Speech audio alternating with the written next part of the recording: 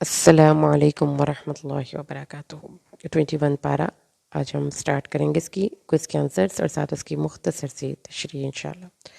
سب سے پہلا کویسچن دیکھیے، اللہ تبارک و تعالیٰ اس میں ارشاد فرماتے ہیں، اے نبی آپ پڑھیں جو وحی کی گئی ہے آپ کی طرف کتاب سے، اور نماز قائم کریں، بے شک نماز بے حیائی اور برائی سے روکتی ہے، اور یقیناً اللہ کا ذکر بہت بڑا ہے، اللہ جانتا ہے جو تم کر رہے ہو۔ نماز کی اور اللہ کے ذکر کی یہاں پر فضیلت آپ نے قرآن ہی کے الفاظ میں سن لی کہ دنیا میں جتنی بھی چیزیں ہیں، بڑی عہدے، طاقتیں، بہت مال دولت، ان سب سے بڑی چیز اللہ کا ذکر ہے، اور کیوں نہ ہو کہ وہ خود خالق کل کائنات کی اپنی شان ہے۔ اور پھر جیسا کہ اس کی وضاحت بھی حدیث سے ہوتی ہے کہ رسول صلی اللہ علیہ وسلم نے فرمایا ہے کہ سبحان اللہ کہنا ایک دفعہ میزان کو بھر دیتا ہے، زمین و آسمان کے خلا کو بھر دیتا ہے، اللہ اکبر۔ اور رسول صلی اللہ علیہ وسلم نے فرمایا کہ یہ 4 کلمات مجھے ہر اس چیز سے زیادہ محبوب ہیں جن پر سورج طلوع ہوتا ہے، سبحان اللہ، الحمدللہ، لا الہ الا اللہ، اللہ اکبر۔ اور نماز آپ کو پتہ ہے کہ انسان کے لیے ایک بہت بڑی مینٹل ٹریننگ کا سورس ہے۔ جو شخص نماز پڑھتا ہے وہ اللہ کی حفاظت میں رہتا ہے، اللہ تعالیٰ کے لیے اس کی سارے جذبات خالص ہو جاتے ہیں۔ تو جس کی نماز مقبول ہو جاتی ہے، اس کی نماز اس کو بے حیائی، فحش اور منکر سے روکتی ہے، بے حیائی سے اور نافرمانی سے روکتی ہے۔ نماز کا یہ بہت بڑا فائدہ ہے، اور اللہ جانتا ہے جو تم کر رہے ہو۔ تو اس لیے نماز کی پابندی بہت ضروری ہے کہ انسان کے اندر نماز کی ادائیگی کے بعد مشکل حالات میں استقامت، اور مشکل حالات میں انسان کے اندر وہ صلاحیت پیدا ہوتی ہے کہ انسان باطل کے مقابلے میں کھڑا رہ سکتا ہے، حتیٰ کہ اس وقت کے جب ہر وقت بے حیائی اور برائی کا دورہ ہی کیوں نہ ہو۔ اور اہل کتاب سے جھگڑا نہ کرو مگر اس طریقے سے جو سب سے اچھا ہو، مگر وہ لوگ جنہوں نے ان میں سے ظلم کیا، اور کہو کہ ہم ایمان لائے اس پر جو ہماری طرف نازل کیا گیا۔ اللہ نے فرمایا کہ اہل کتاب سے آپ نے جھگڑنا نہیں ہے اپنی ذات کا وقار خراب کر کے۔ اگر آپ نے ان سے کسی معاملے میں بحث و مباحثہ کرنا ہے تو اس طریقے کو اختیار کیجیے جو سب سے اچھا ہے، مگر وہ لوگ جنہوں نے ان میں سے ظلم کیا، اور کہو کہ ہم ایمان لائے۔ ہاں، جھگڑنا ہے تو کن لوگوں جو ظالم ہیں وہ جھگڑیں گے، تم نے صرف یہ کہنا ہے کہ ہم ایمان لائے اس پر بھی جو ہماری طرف نازل کیا گیا، اور اس پر بھی جو تمہاری طرف نازل کیا گیا، اور ہمارا معبود اور تمہارا معبود ایک ہے، اور ہم سب اسی کے فرمان بردار ہیں۔ تو عجیب بحث یہاں پر ضرورت نہیں، کہ عجیب بات ہے نا کہ اللہ میرا بھی اور تمہارا بھی رب ہے، اور پھر ہم دونوں ایک ہی مذہب پہ نہیں، اور اپنے رب کے راستے کی طرف حکمت اور اچھی نصیحت کے ساتھ بلا، اور ان سے اس طریقے کے ساتھ بحث کر جو سب سے اچھا ہے۔ بے شک تیرا رب بھی زیادہ جاننے والا ہے جو اس کے راستے سے گمراہ ہوا، اور وہی ہدایت پانے والوں کو زیادہ جانتا ہے۔ ادفع باللتی ہی احسن، اللہ فرماتے ہیں کہ نیکی اور بدی برابر نہیں۔ اگر تو معاشرے میں برائی ہے، نفرتیں ہیں، آگ ہے، گمراہی ہے، تو اس کو اس کی کاؤنٹر سے ہٹا، یعنی برائی ہے تو نیکی لے آ، اور اگر گالیاں ہیں تو اس کی جگہ پہ خاموشی لے آ، تو اس وقت اچانک وہ شخص جس کی اور تمہارے درمیان دشمنی ہے وہ ولی اور دلی دوست بن جائے گا۔ تو ظلم اور تعصب پہ اگر وہ اڑ جائیں تو ان کو ان کے حال پہ چھوڑ دو، اور یہ کہتے رہو کہ میرا اور تمہارا معبود ایک ہی معبود ہے، اور ہم اسی کے فرمان بردار ہیں۔ آگے جی ہمارے پاس 51 to 53 آیات ہیں سورۃ العنکبوت کی۔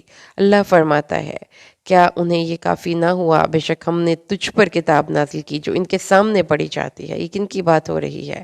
یہ ان ظالموں کی بات ہو رہی ہے جو اس قرآن کی آیات پر یقین نہیں رکھتے، اور وہ کہتے ہیں کہ اس کتاب کے علاوہ کوئی اور کتاب لے آؤ۔ اللہ نے فرمایا اس کتاب میں تو رحمت ہے اور یاد دہانی ہے، نصیحت ہے ان لوگوں کے لیے جو ایمان لائے۔ کہہ دیجئے اللہ میرے اور تمہارے درمیان بطور گواہ کافی ہے۔ یعنی آپ اگر بات نہیں سن رہے تو ہم اللہ کو گواہ بنا کر ایک بات کہتے ہیں کہ جو آسمان اور زمین میں ہے سب اللہ کا ہے، اور وہ لوگ جو باطل پر ایمان لائے اور انہوں نے اللہ کے ساتھ کفر کیا وہی لوگ خسارہ پانے والے ہیں۔ اس لیے قرآن پر یقین اور ایمان کے ساتھ زندگی میں آپ کو کامیابیاں ملیں گی۔ اگر تو آپ قرآن کو چھوڑ دیں گے تو جو رحمت اور نصیحت اس قرآن سے آپ کو ملنی ہے وہ نہیں مل سکتی۔ تو اس لیے جو رحمت اور نصیحت نہیں مل سکتی تو آپ کو دنیا کا سب بھی مل جائے تو کچھ بھی نہیں ملا، کیونکہ آپ کو اپنے اللہ کی ذات کا تعارف ہی نہیں ملا۔ اور وہ آپ سے کہہ رہے ہیں جلدی عذاب لاؤ، جلدی عذاب لاؤ، یعنی کہ ہٹ درمی بھی ہے، عقل کا چھوٹا پن بھی ہے، امیچورٹی بھی ہے۔ کہتے ہیں کہ فوراً عذاب ہم پر لے آؤ، جس عذاب سے تم ڈراتے ہو وہ کب آئے گا؟ اللہ تعالیٰ نے فرمایا وہ ایک وقت تک آ کر رہے گا، اس کے لیے اللہ نے ایک مقرر کر دی ہے میعاد، اس لیے اس کے متعلق تم جلدی کیوں مچا رہے ہو؟ ہاں، تو یہاں پر دیکھیں کہ قرآن ایسے لوگوں کے بارے میں بتاتا ہے جو برائی کر کے بھی ڈٹائی کے ساتھ اللہ کے احکامات کی دھجیاں اڑاتے ہیں۔ تو ایسے لوگ برائی کی ایک ایسی اگزامپل ہے کہ جن کو اللہ نے بطور مثال پیش کیا کہ دیکھو اس برائی کرنے والے لوگوں کو، اب ان کے انجام کو آپ دیکھ لو۔ آگے جی ہمارے پاس 62 64 آیات ہیں۔ اللہ تعالیٰ نے فرمایا ہے جو درمیان میں ہم نے چھوڑا ہے اس کو تھوڑا سا دیکھیں تو اللہ تعالیٰ فرماتا ہے کہ وہ عذاب مانگ رہے ہیں، جبکہ عذاب آ گیا تو پھر تو ان کو لگ پتے جائیں گے ایک دفعہ۔ اللہ تعالیٰ فرماتا ہے اور جو مومنین ہیں ان کے لیے جنت کے بالا خانے ہیں جن کے نیچے نہریں جاری ہوتی ہیں۔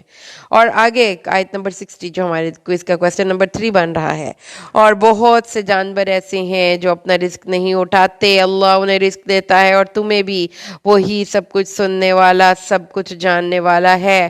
اللہ فرماتا ہے کہ پلے رزق نہ بندے پنچھی تے درویش، جنا تقوی رب تے اونا رزق ہمیش۔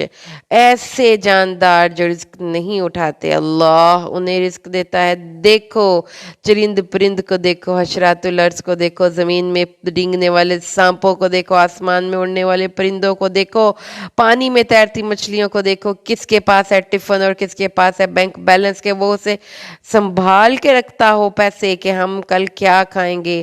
اللہ ہر چیز کو رزق دیتا ہے، اس لیے اللہ کی ذات کو پہچانیے۔ اگر تو ان سے پوچھے کس نے زمین و آسمان کو پیدا کر کے سورج اور چاند کو اس میں کام میں لگا دیا تو وہ کہیں گے اللہ نے، وہ ضرور کہیں گے اللہ نے، پھر وہ کہاں الٹے پھیرے جا رہے ہیں، کہاں بہکائے جا رہے ہیں۔ اگر اللہ نے زمین و آسمان کو پیدا کیا، ان کے درمیان سورج اور چاند کو کام میں لگا دیا، تو وہی اللہ ہے جو رزق کشادہ کرتا ہے جس کا چاہتا ہے اپنے بندوں میں سے، اور وہی اللہ ہے جو اس کے لیے رزق تنگ کرتا ہے۔ اللہ ہر چیز کا علم رکھنے والا ہے۔ اللہ یبسط الرزق لمن یشاء من عبادہ ویقدر اللہ ہے جو زمین و آسمان کی مخلوقات کا مینیجر ہے۔ اللہ ہے جو انسان کو، ہر جاندار کو اس کی جگہ پر وہ پہنچاتا ہے جو وہ کھاتا ہے۔ تو اللہ نے اپنے ذمے کر لیا، یہ اس کی صفت رحمت کا ایک مظہر ہے کہ اس نے جس کو پیدا کیا اس کو مینیج بھی کر رہا ہے، اس کی خبر گیری بھی کر رہا ہے، مسلسل اس پر اپنی نظر شفقت رکھے ہوئے ہے اللہ۔ اگر تم ان سے پوچھو کہ کون ہے جس نے آسمان سے پانی نازل کر کے زمین کو اس کے مردہ ہو جانے کے بعد زندہ کیا، تو وہ کہیں گے اللہ نے۔ یہ تعارف اللہ کی ذات کا تو ہر مشرک کے دل میں ہے کہ ایک ہستی ہے، ایک ایسی ہستی موجود ہے جس نے کہ زمین و آسمان کے ہر نظام کو تھام رکھا ہے، اور یہ دنیا کی زندگی نہیں ہے مگر کھیل اور تماشا، لہو و لعب، کھیل اور دل لگی اور کھیل اور تماشے میں مشغول یہ لوگ سمجھتے ہیں کہ آخرت کچھ نہیں ہے، حالانکہ آخرت کا گھر لاہی الحیوان، اصلی اور حقیقی زندگی تو وہی ہے، یقیناً وہی اصلی زندگی ہے۔ کاش کہ وہ جانتے ہوتے دنیا میں قطرہ مل گیا، آخرت میں پورا سمندر ملنے والا ہے۔ اس لیے یاد اس دنیا کی زندگی پر نہ ریجھ جائیے، آخر دنیا میں حیات اور آخرت میں حیوان، جیسے رحم اور رحمان، دنیا میں ایک قطرہ ہے تو آخرت میں پورا سمندر ہے، دنیا میں ایک لقمہ ہے تو آخرت میں پوری دعوت ہے۔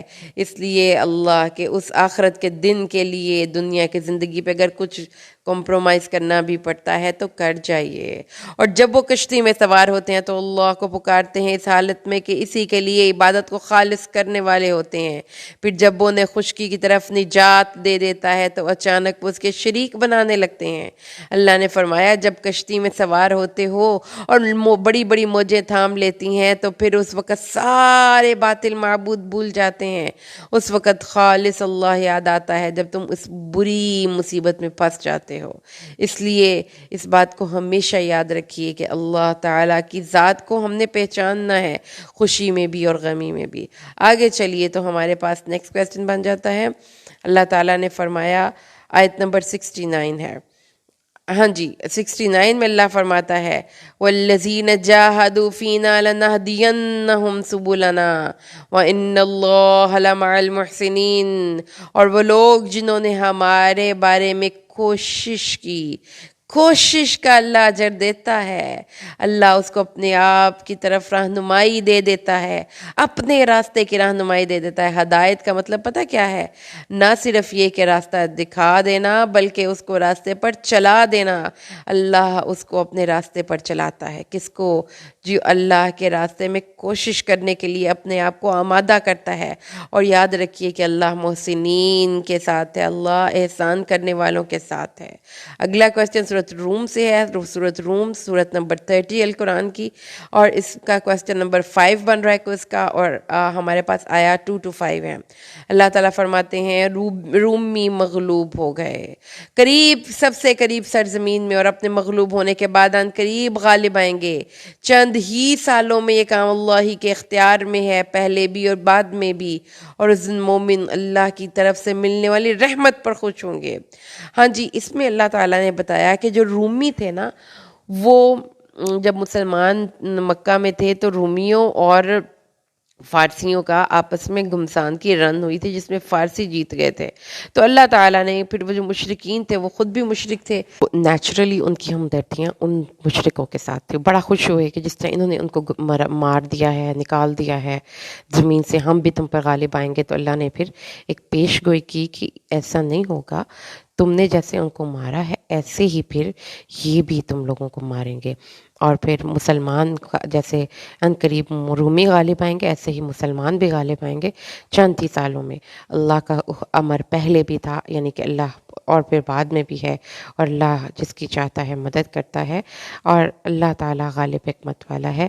تو اللہ تعالیٰ کی یہاں پر جو قوموں کا ایک عروج و زوال ہے، قومیں نیچے آتی ہیں، قومیں اوپر جاتی ہیں، کچھ قوموں کی تہذیب بڑی لوگوں کو رونق لگتی ہے، لوگ ان کو فالو کرتے ہیں۔ تو جو یہ ایک خالی رومیوں کی مغلوب کی تہذیب کی بات نہیں ہے، ساتھ جو ایک سپیریئر ڈومیننٹ سویلائزیشن ہوتی ہے، ان کا لباس پھر غالب آ جاتا ہے، ان کے ٹرینڈز کو لوگ فالو کرتے ہیں۔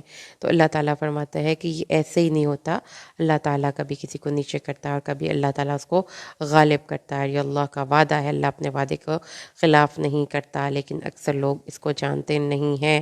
تو یہ اللہ کا وعدہ ہے، اللہ کی سنت ہے، اللہ تعالیٰ کبھی کسی کو نیچے اور کبھی کسی کو اوپر کرتا ہے، اور جس میں جو لوگ جن سے اللہ اپنے وعدے کو خلاف نہیں کرتا، اس میں کفار قریش بھی شامل ہیں، جو یہ نہیں جانتے کہ اللہ تعالیٰ جب ایک اپنا امر لانا چاہتا ہے تو ظاہری اعتبار، اسباب کے اعتبار سے کوئی چیز بظاہر ممکن نہ لگے، لیکن ان کو معلوم نہیں کہ اللہ کے ظاہری اسباب کے علاوہ بہت سے باطنی اسباب بھی کسی چیز کے حصول میں ہماری مدد کر دیتے ہیں۔ 9 آیت کریمہ پہ آ جائیے سورۃ روم کی۔ اللہ تعالیٰ نے بتایا کہ دیکھو کہ بار بار اللہ قرآن میں ہمیں جو ٹورزم کی طرف گائیڈ کر رہا ہے، لیکن ایک سوچنے کے مخصوص انداز کے ساتھ۔ ٹورزم قرآن پاک میں ریکمینڈڈ فیلڈ ہے، کہ اس لیے پھر ٹورزم کے لیے مختلف گائیڈز پرووائڈ کرنا، وہاں پہ سفر میں گاڑیوں کو دینا، یہ سارا کچھ ایک ایسی فیلڈ ہے جس پہ کہ انویسٹمنٹ کرنی چاہیے، ایک انڈسٹری بننی چاہیے۔ اللہ تعالیٰ نے فرمایا ہے کہ یہ ضروری ہے کہ آپ زمین میں چلیں، زمین میں سیر کریں، کیونکہ جو زمین میں پھرنے والا شخص ہے اس کے پاس وزڈم اس شخص کی نسبت بہت زیادہ ہوتی ہے جو ایک جگہ پہ رہتا ہے۔ تو آپ بہت سے لوگوں سے، بہت سے فلورا اینڈ فونا سے، بہت سے لوگوں کی کلچر سے، ان کی زبانوں سے واقفیت حاصل کرتے ہیں، اور خاص طور پر اس عبرت کی آنکھ کو لے کر چلیں کہ اللہ تعالیٰ نے زمین کو کتنا خوبصورت بنایا ہے، اس کے رنگوں کو دیکھیں۔ اور جب آپ سویلائزیشنس کی بات کرتے ہیں لوگوں کی، تو اس میں پھر یہ چیز ذہن میں رکھیے کہ جو طاقتور لوگ ہیں، اللہ تعالیٰ ان کی طاقتوں کو کیسے روند دیتا ہے، کیسے ختم کر دیتا ہے اپنی طاقت کو۔ اللہ تعالیٰ نے فرمایا ہے کہ لوگوں کے قصے آپ کو سننے کو ملیں گے، بہت بڑے بڑے پیمانے پر بھی، اور پھر کچھ لوکل لوگوں کی زبان سے بھی۔ تو ایسی طاقتیں اللہ تعالیٰ نے فرمایا ان کو ہلاک کیا جو قوت میں ان سے زیادہ تھے، جنہوں نے زمین کو پھاڑا، اسے آباد کیا، اور پھر ان میں گھر بنائے، اس میں انہوں نے محلات تعمیر کیے، اور پھر اس کے بعد جب انہوں نے اپنے رسولوں کی بات نہیں مانی، اللہ کی دی گئی ہدایات پر عمل نہیں کیا، تو پھر اللہ نے ان کو تباہ کر دیا۔ یہ اللہ تعالیٰ نے بتایا ہے کہ یہ ایک اصول ہے دنیا میں، پاکستان میں چلے جائیں، امریکہ میں چلے جائیں، اور یورپ میں چلے جائیں، کہ دنیا میں کہیں پہ بھی چلے جائیں، یہ اصول آپ کو کار فرمان نظر آئے گا کہ مشرق و مغرب، شمال اور جنوب، کہیں پہ بھی اس اصول کو سے استثناء نہیں۔ وہ قوم عاد ہو، سمود ہو، اصحاب مدین ہو، قوم لوط ہو، قوم سبا ہو، قوم فرعون ہو، سب بستیوں کے جا بجا ذکر موجود ہیں۔ اور آج کے قاری قرآن کو پھر اس لسٹ کو بڑھانا ہوگا، وہ دیکھے کہ واقعی اللہ کا حکم سچا ہے۔ پھر جو برے کام کرنے والے تھے ان کا انجام برا ہوا۔ اللہ تعالیٰ فرماتے ہیں برے کام کا انجام برا ہے۔ اس اصول کو ذہن میں رکھ کر برائی کرنا، اگر تم ظلم کرو گے کسی دوسرے پر تو پھر اللہ تم پر ظلم کرے گا۔ اللہ ظالم نہیں، تم خود ظلم کرتے تھے۔ آگے جو ہے اس کے بعد اللہ نے فرمایا اللہ خلقت کی پیدائش کرتا ہے، ابتدا کرتا ہے، اور پھر اس کو لوٹائے گا۔ جس دن قیامت قائم ہوگی مجرم نا امید ہو جائیں گے، مشکل سے نکلنے کا راستہ نہیں ملتا، دل اداس ہیں اور آنکھیں ان کی نا پر امید نہیں ہیں ان کی۔ کیونکہ انہوں نے ہر ظاہری سبب پر بھروسہ کر کے دیکھ لیا، نہ بچہ اس کی بات سن رہا ہے، نہ بیوی اس کو اپنا پہچاننے کے لیے تیار ہے، نہ ہی وہ بڑے بڑے سہارے ان کو سہارا دینے کے لیے تیار ہیں جن کے سہاروں کے بھروسے پر وہ دنیا میں زندگیاں گزارا کرتے تھے۔ ان کے لیے ان کے شریکوں میں سے کوئی سفارش کرنے والے نہیں ہوں گے، اور وہ اپنے شریکوں سے منکر ہو جائیں گے۔ اور اللہ نے فرمایا جس دن قیامت قائم ہوگی تو پھر ان کے اس دنیا میں تو ان کے وطن، نسب، کاروبار، پیشے، دوستی، سب تعلقات کی بنیاد ہوتے ہیں۔ قیامت کے دن ایسے بہت سے رشتوں پہ جدائی واقع ہو جائے گی، ایسی جدائی کہ وہ پھر اکٹھے نہیں ہو سکیں گے۔ اللہ تعالیٰ فرماتا ہے لیکن جو مومن ہیں وہ جنتوں میں عالیشان باغات میں ان کو بناؤ سنگار کیا جائے گا، ان کے گھر بھی بناؤ سنگار والے، اور وہ خود بھی۔ اللہ نے ان کو ایسی زندگی عطا فرمائی ہے۔ اور آگے چلیے جی، تو ہمارے پاس آیت نمبر ہے 15، اور اللہ فرماتا ہے اور وہ لوگ جنہوں نے آخرت کی ملاقات کا انکار کیا وہ قیامت میں عذاب کو حاضر کیے جائیں گے۔ تو اللہ کی تسبیح کرو صبح اور شام، وَسُبْحَانَ اللَّهِ حِينَ تُمْسُونَ وَحِينَ تُصْبِحُونَ، تو صبح و شام یاد رہے گی سبحان اللہ، الحمدللہ، لا الہ الا اللہ، اللہ اکبر، سبحان ربی العلی، سبحانک اللہم وبحمدک، اشہد ان لا الہ الا انت استغفرک واتوب الیک۔ اللہ کی تسبیح کرو صبح اور شام، اور عشاء کے وقت اور ظہر کے وقت اللہ کی حمد کرو، الحمدللہ۔ تو اللہ نے فرمایا کہ ہماری صبح شام میں، ہماری راتیں اور دن ہر آن اللہ کی یاد میں گزرنی چاہیے، یہ کبھی بھی نہیں آپ کو فراموش کرنی اللہ کی یہ نصیحت۔ اللہ زندہ سے مردہ کو نکالتا ہے، اور مردہ سے زندہ کو نکالتا ہے، اور زمین کو بھی اس کے مردہ ہونے کے بعد زندہ کرتا ہے، یعنی دن سے رات کو، رات سے دن کو، ایک چیز سے اس کے بالکل اپوزٹ کو۔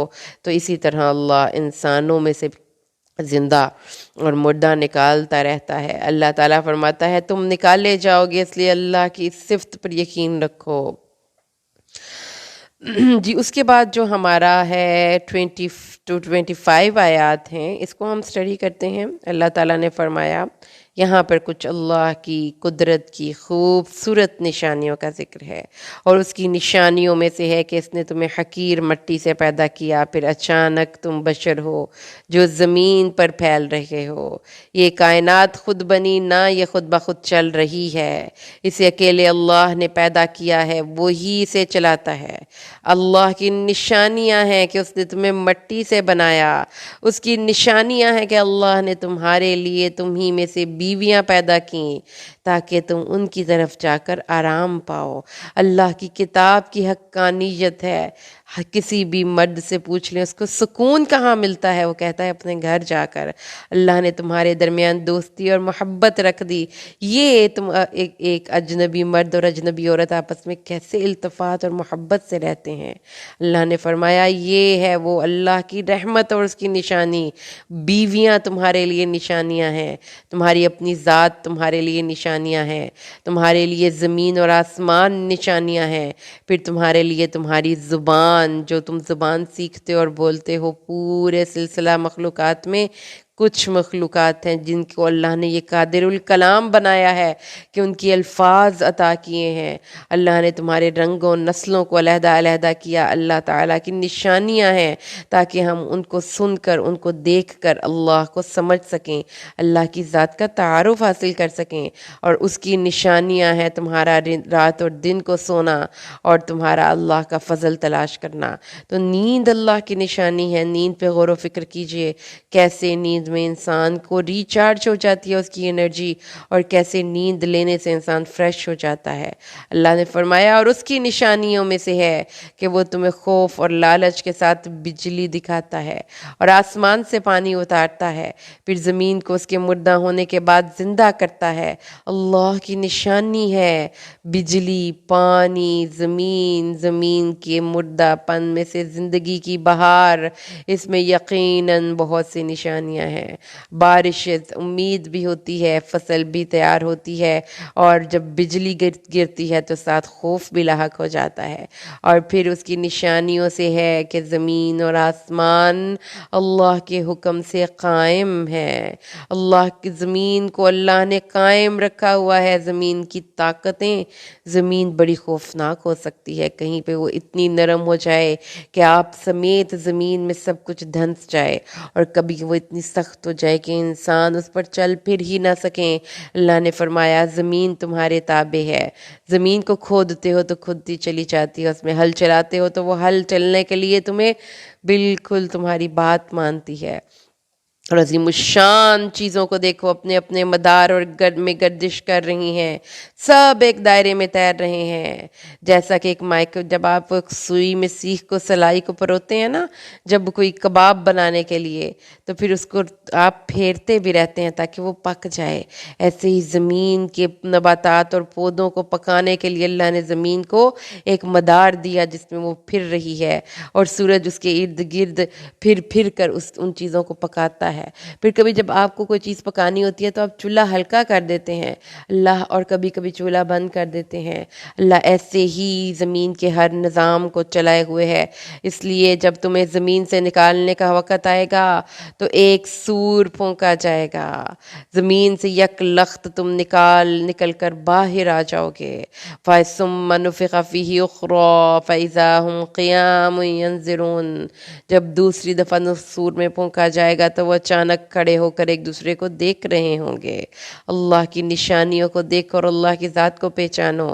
آیت نمبر ہمارے پاس ہے 28 سے 30 تک۔ اللہ فرماتا ہے اللہ نے تمہارے لیے پیدا کیا ہے، اللہ نے تمہارے لیے مثال پیش کی ہے، دیکھو میری بات سنو۔ اللہ فرماتا ہے دیکھو، لمبی چوڑی تو ہم بات نہیں کرتے، وہ جو تمہارے غلام ہیں ان کو تم کو اتنا اختیار دیتے ہو کہ وہ تمہارے ہر معاملے میں شریک ہو جائیں، تمہارے رزق میں بھی اور تمہارے معاملات میں بھی اور تمہارے فیصلوں میں بھی، اور تم ان سے ایسے ہی ڈرو، ان کا ایسے ہی لحاظ کرو اور ان کو ایسے ہی طاقت دو جیسا تم خود کو دیتے ہو۔ ایسا نہیں ہوتا تو پھر کیوں کہتے ہو کہ اللہ نے اپنے بندوں میں سے کسی کو اپنے برابر کر لیا؟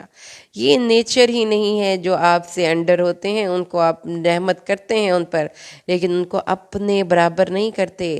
اس لیے یہ لوگ جن کی عقلیں کام نہیں کر رہی، ہوا یہ ہے کہ انہوں نے اللہ کی وحی کے بغیر خود اپنی سوچوں سے، اپنی خواہشوں کے پیچھے کی پیروی کی ہے.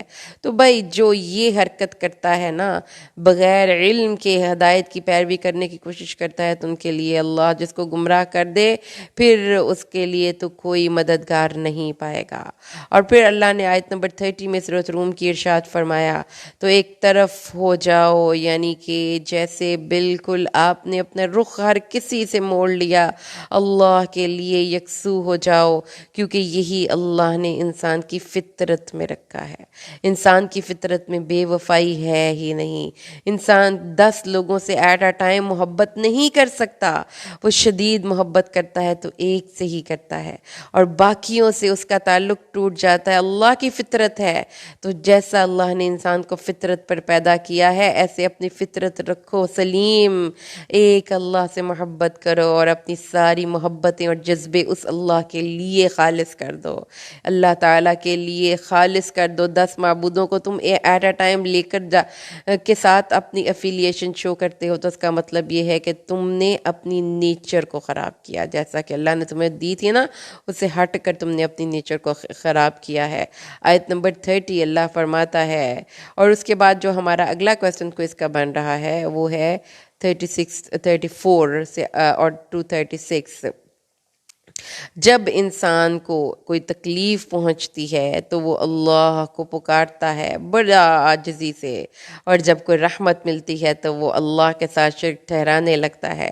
مطلب کیا ہوا کہ توحید انسان کے دل کی گہرائیوں میں موجود ہے. وہ زبان سے اس کا اقرار کرے یا نہ کرے، اللہ نے اس کے دل کے اندر اپنی ذات کا تعارف رکھا ہے. اللہ نے فرمایا اللہ کو نہ مانتے ہو، نہ شکری کرتے ہو، جو ہم نے تمہیں دیا ہے اس میں نہ شکری کرتے ہو. اچھا کوئی بات نہیں، تھوڑا سا فائدہ اٹھا لو، جلد ہی تمہیں معلوم ہو جائے گا. کس چیز کے بارے میں معلوم ہو جائے گا؟ کہ جو اللہ نے پیدا کیا اللہ ہی پیدا کر سکتا تھا. اور اس کے بعد اللہ فرماتا ہے کیا ہم نے ان پر کوئی دلیل نازل کی ہے کہ وہ بول کر وہ چیزیں بتاتی ہے جس کے ساتھ وہ شرک ٹھہراتے ہیں؟ نہیں. جب ایک انسان کو ہم سے کوئی رحمت ملتی ہے تو وہ خوش ہو جاتا ہے، اور اس کی برائی کی وجہ سے، اس کی ہاتھوں کی کمائی کی وجہ سے کوئی برائی پہنچتی ہے تو وہ نا امید ہو جاتا ہے. تو اللہ تعالیٰ نے بتایا انسان کی نیچر کا ہلکا پن، ناشکری، تنگ ظرفی، تھوڑ دلا پن، تھوڑی سی نعمت پہ بھی اترا کے حشر خراب کر لیتا ہے. رحمتاً کوئی سی بھی نعمت، اور جب برائی پہنچتی ہے تو نا امید ہو جاتا ہے. ایسا نہیں کرنا. نعمت کے ملنے پر بھی شکر کرنا ہے، اور نعمت کے چھن جانے پر صبر کرنا ہے، کیونکہ انسان اس دنیا میں آزمانے کے لیے ہی تو بھیجا گیا ہے.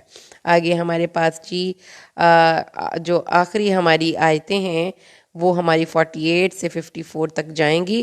اس کو ہم پڑھتے ہیں.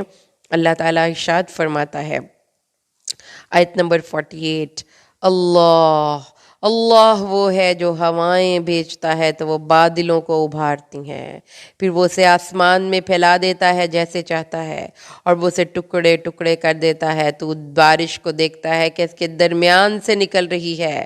اللہ نے اپنی دیکھو پوری ڈسکرپشن ہے. بادلوں کو دیکھو، ان کی ہواؤں کی ٹھنڈک کو دیکھو، آسمان سے نکلنے والی بارش کی خوبصورتی کو محسوس کرو، اس کے رنگوں کو محسوس کرو، اس کی آواز کو محسوس کرو. اللہ فرماتا ہے اللہ ہے جو اتنا خوبصورت منظر نامہ دنیا میں بیچتا ہے. جب اپنے بندوں میں جس پر چاہتا ہے برسا دیتا ہے تو وہ خوش ہو جاتے ہیں، اور اس سے پہلے وہ نا امید تھے. تو کیا اللہ کی رحمت کی بارش جب برستی ہے تو دلوں میں بہار آ جاتی ہے، نا امیدی امید سے بدل جاتی ہے. اللہ کی رحمت کے آثار کو دیکھ کیسے وہ زمین مردہ کو اس کی موت کے بعد زندہ کرتا ہے۔ اس لیے اپنے دل کی زمین پر بھی اگر ایمان نہیں تو اللہ ایمان لانے پر قادر ہے، اگر اداسی ہے تو اللہ سے اس کو خوشی میں بدلنے پر قادر ہے، اگر بیماری ہے تو اللہ صحت پر بدلنے پر قادر ہے، اور اگر کوئی ہوا بھیجیں کہ وہ اپنی کھیتی کو زرد پڑی ہوئی دیکھیں تو بڑے دکھی ہو جاتے ہیں اور اللہ کی ناشکری کرنے لگتے ہیں۔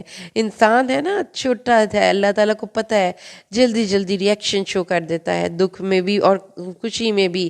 تو اللہ تعالیٰ کہتا ہے میرا بندہ اتنا کمزور ہے تو پھر مجھ سے کیوں نہیں اپنی تمام افیلیشنز کو جوڑ لیتا؟ اور تو نہیں سن سکتا، نہ مردوں کو سنوا سکتا ہے، نہ بہروں کو پکار سنوا سکتا ہے جب وہ پیٹ پھیر کر لوٹ جائیں۔ اے نبی ایسا نہیں ہو سکتا، اختیارات کل کے کل اللہ کے پاس ہیں۔ تو اندھوں کو ان کی گمراہی سے راہ راست پر لانے والا نہیں ہے، تو نہیں سناتا مگر صرف ان کو جو ہماری آیات پر ایمان لاتے ہیں اور وہ فرما بردار ہیں۔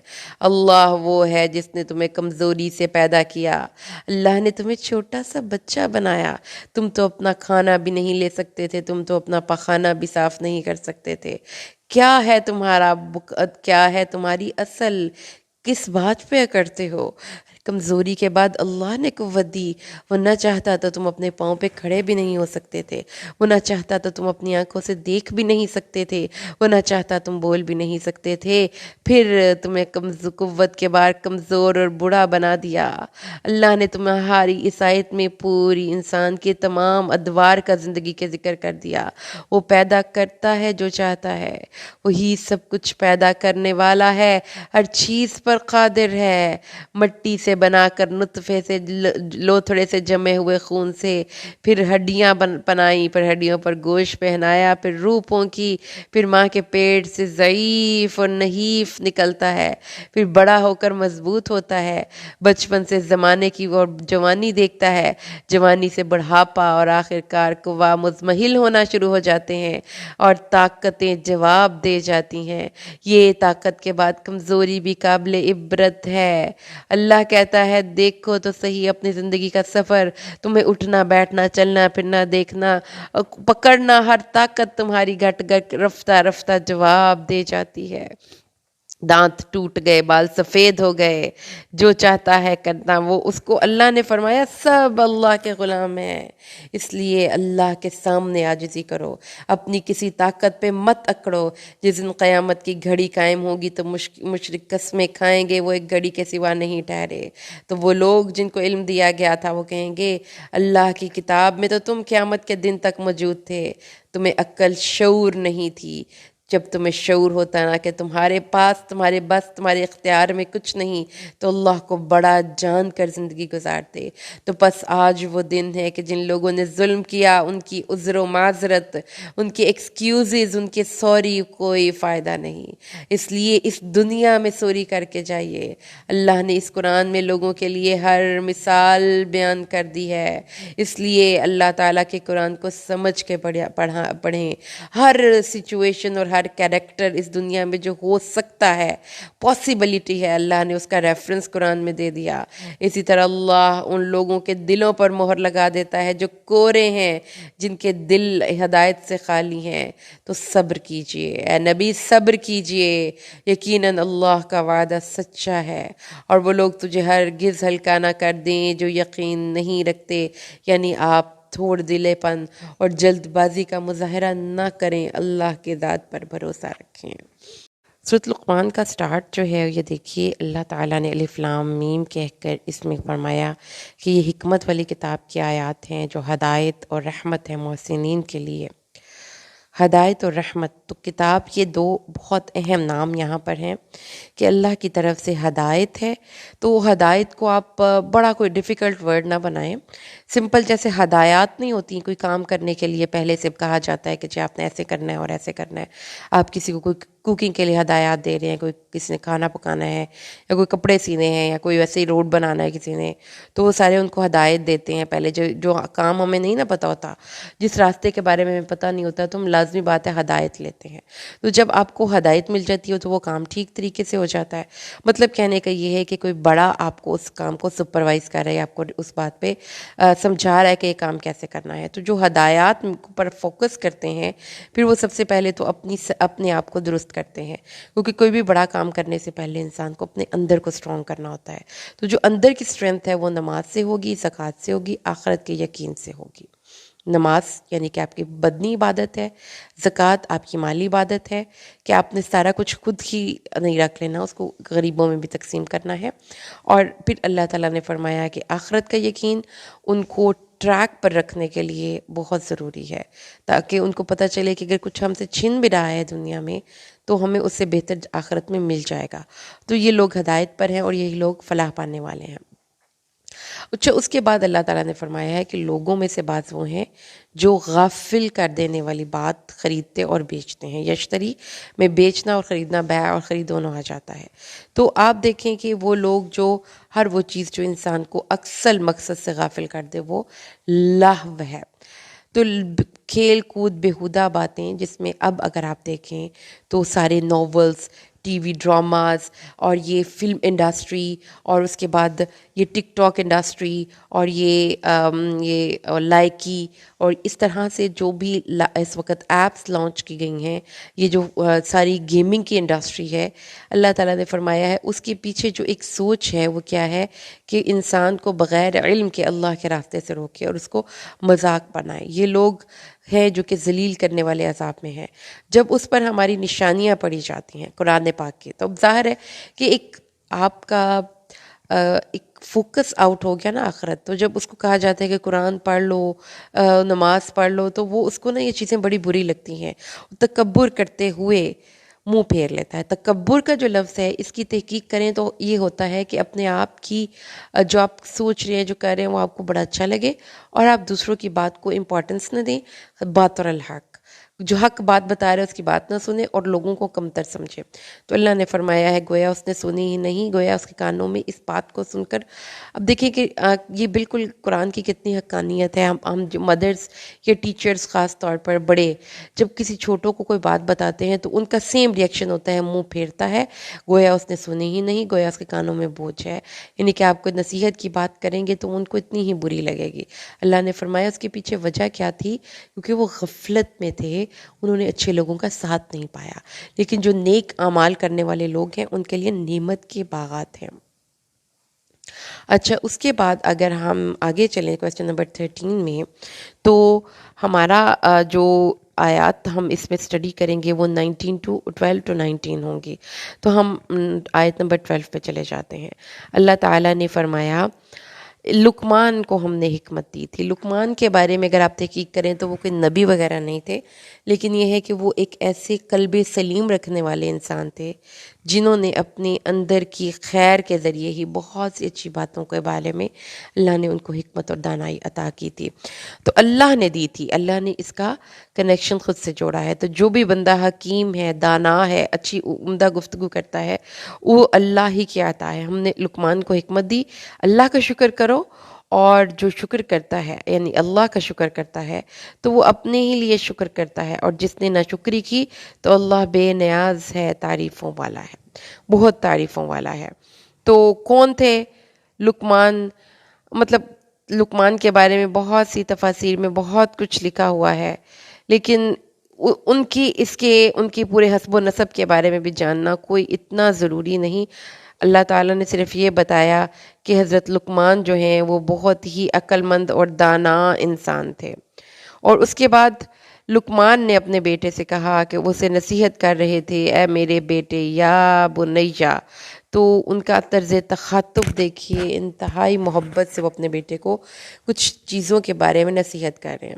یہاں پر قرآن میں جو چیز میں نے جب قرآن میں پیرنٹنگ کے حوالے سے دیکھا تو اللہ تعالیٰ نے قرآن پاک میں جو فادرز ہیں نا ان کے اپنے بیٹوں کے ساتھ جو تعلقات ہیں ان کو اسپیشل ریفر کیا ہے. جیسا کہ دیکھیں حضرت ابراہیم اور حضرت اسماعیل حضرت اسماعیل سے جب ملنے گئے حضرت ابراہیم، تو اس وقت وہ سیکنڈ ٹائم ملنے گئے تھے، یعنی کہ فرسٹ ٹائم جب وہ ان کو مکہ چھوڑ کر گئے تھے، اس کے بعد جب وہ ملنے گئے تو ان کو اپنے ساتھ لگا کر بیت اللہ کی تعمیر کر رہے ہیں۔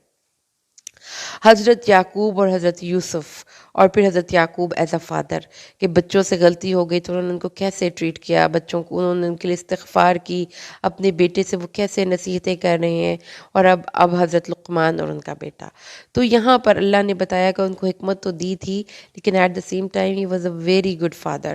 تو یاد رکھیں کہ جو ہمارے بچے ہوتے ہیں نا، وہ ہماری ایکسٹینشن ہوتی ہے، جیسے ایکسٹینشن وائر ہوتی ہے نا، کوئی چیز جہاں پر جا کر رک جاتی ہے تو ہم ایکسٹینشن وائر لگا کر اس چیز کو آگے لے جاتے ہیں، تو جو آپ کی ایکسٹینشن آپ کے بچوں کی صورت میں ہوتی ہے۔ تو اللہ نے فرمایا کہ اس لیے بہت ضروری ہے کہ اپنے بچوں کی تربیت کریں، اور یہاں پر ایک ماڈل مل گیا آپ کو اپنے بچوں کی تربیت کے لیے کہ کیسے آپ نے اپنے بچوں کو سکھانا ہے۔ سب سے امپورٹنٹ چیز ہے کہ اپنے بچے کو اچھا انسان بنائیں، اور اس اچھے انسان میں بنانے میں پھر اس کی سوچ کی ایک اچھی سوچ اس کے دماغ میں ڈالیں۔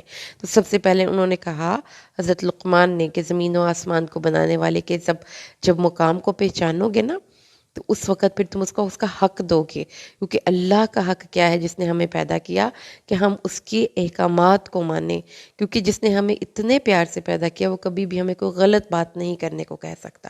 ہر اللہ کے حکم میں ہمارے لیے ہی خیر ہے۔ اللہ تعالیٰ نے کہ حضرت لقمان نے اپنے بیٹے کو سب سے پہلی نصیحت کی اللہ کے ساتھ شرک نہیں کرنا۔ پھر اللہ نے فرمایا کہ ہم نے اپنے انسان کو یہ حکم دیا کہ والدین کے ساتھ حسن سلوک کرنا ہے، کیونکہ اس کی ماں نے تکلیف پر تکلیف جھیل کر، وہن علا وہن، اس کو اپنی کمزوری پر کمزوری جھیل کر۔ تو اس میں اگر آپ اس کی تفسیر اس آیت کی کرتے ہیں تو اس میں پریگننسی میں جو کچھ بھی ایک عورت کو برداشت کرنا پڑتا ہے، اس کو وامٹنگ، اس کو جو پریشانی ہے، اس کو کروٹ نہیں لی جاتی، اس کو رات کو نیند نہیں آتی، یہ ساری باتیں اس پہ آپ بیان کر سکتے ہیں۔ اس کو پیٹ میں رکھا تو بھی جو بھی ظاہر ہے کہ مجھے جو فیمیلز جو خاص طور پہ مدرز ہیں وہ اپنی وہ تمام کنڈیشنز اس آیت کے ساتھ یاد کر سکتی ہیں، اور یہ کہ اللہ نے اس کیفیت کا لحاظ کیا کہ اس نے اس کو جنا، اس کو دودھ پلایا، اس لیے وہ ڈیزرو کرتی ہے کہ اس کے ساتھ تم نے بعد میں بڑے ہو کر بہت ہی عمدہ سلوک کرنا ہے۔ ہاں، لیکن والدین کا حق اللہ کے حق سے بڑا نہیں ہے، اس لیے والدین کے ساتھ حسن سلوک کرنا ہے، والدین کی اطاعت بھی کرنی ہے، لیکن اللہ کے شرک میں ان کی اطاعت نہیں کرنی۔ اگر وہ تم سے اس بات پر زور دیں کہ تم میرے ساتھ اس چیز کو شریک کرے جس کا تجھے کوئی علم نہیں، تو ان کا کہنا مت مان، اور دنیا میں اچھے طریقے سے ان کے ساتھ رہ، اور اس شخص کے راستے پر چل جو میری طرف رجوع کرتا ہے، پھر میری ہی طرف تمہیں لوٹ کر آنا ہے۔ اور انہوں نے دیکھیے اپنے بیٹے کو کیا بتا رہے ہیں، وہ کہہ رہے ہیں اے میرے بیٹے، بے شک اگر کوئی میرے چھوٹے پیارے بیٹے، اگر کوئی چیز رائی کے دانے کے وزن کی بھی ہو، کسی چٹان میں ہو، آسمان میں ہو، زمین میں ہو، اللہ اسے لے آئے گا۔ دیکھیے اللہ کے بارے میں وہ کیسے اپنے بیٹے کو بتا رہے ہیں۔ تو یہ قرآن میں ایک ماڈل دیا گیا ہے پیرنٹنگ کا، کہ سب سے پہلی چیز جو آپ نے اپنے بچوں کو سکھانی ہے وہ اللہ کا تعارف ہے۔ بڑی باریکیوں سے چیزوں کو غور سے آبزرو کر کے بتائیں، بچے کی آبزرویشن کو ڈیپ کریں، اس کو مائنیوٹ چیزوں پہ آبزرو کرنا سکھائیں، اور جب وہ اللہ کی ذات کو جان چکے ہیں تو پھر اسے کہیں ہاں اللہ کا حق ہے کہ اس کی نماز قائم کریں، اور پھر یہ کہ تمہارے اندر اتنی مورل رسپانسبلٹی ہونی چاہیے کہ اللہ کی زمین میں جو بگاڑ پیدا ہو رہا ہے برائی سے، اس کو روکو، اپنے بچوں کو واریئرز بنائیں، اپنے بچوں کو فائٹرز بنائیں، ان کو نیکی کے راستے پر چلنے والے فائٹرز بنائیں۔ انہوں نے اپنے بیٹے سے کیا کہا، یہ رول ماڈل ہے پیرنٹنگ کی اصول کے حوالے سے، کہ اپنی نیکی کے راستے پر چل، برائی سے روک، اور اس راستے پر جو تکلیف آئے اس پر صبر کر، یہ بہت ہمت کے کام سے ہیں۔ پھر اپنی باڈی لینگویج کے حوالے سے بیٹے کو گائیڈ کیا کہ یوں منہ پھلا پھلا کر اور اکڑ اکڑ کر نہیں چلنا، بڑا عاجزی سے۔ تو یہ اپنے بچوں کو یہ جو بچوں کے اندر ایک تکبرانہ چال یا ایک غلط باڈی لینگویج، یہ ہے باپ اپنے بیٹے کو سمجھا رہا ہے کہ ایسے نہیں کرنا، اپنے آپ کو ایک عاجز اور ہمبل انسان بنانا ہے. تمہاری چال میں میانہ روی ہو، تمہاری آواز نیچی ہو، کیونکہ سب آوازوں سے بری آواز گدھے کی آواز ہے. تو دیکھیں کہ اپنے بیٹے کی تربیت میں انہوں نے کوئی ان کو یہ نہیں سکھایا کہ تم نے کیا کھانا ہے اور کیا پینا ہے. انہوں نے اللہ کا تعارف دیا، نماز کا حکم دیا، اور پھر ان کو اخلاق سکھائے کہ اپنی گفتگو، اپنی زبان، اپنی چال چلن، یہ آپ نے بھی اپنے بچوں کو سکھانا ہے کہ کیسے تم نے اللہ سے تعلق کو مضبوط کرنا ہے اور کیسے اس کی مخلوقات کے ساتھ محبت سے رہنا ہے. بس یہی 2 ڈائمنشنز ہیں. جب آپ نے اپنے بچے کو ایک ڈلیور کرنے والا، انسانوں کے لیے احترام کرنے والا، محبت کرنے والا، نیکی کے راستے میں فائٹ کرنے والا انسان بنا دیا، تو یہ کیسے بنے گا؟ جب اس کے اندر توحید راسخ ہوگی، اس کو پتہ ہوگا کہ مجھ پر اللہ کا حق ہے. تو اللہ تعالیٰ کے نبی اللہ تعالیٰ کے اس نیک بندے لقمان نے اپنے بیٹے کو بڑی عمدہ اور خوبصورت نصیحتیں کی. اس کے بعد ہماری آیت نمبر 20 سے 22 تک ہے جو ہمارے کوئز میں شامل ہے.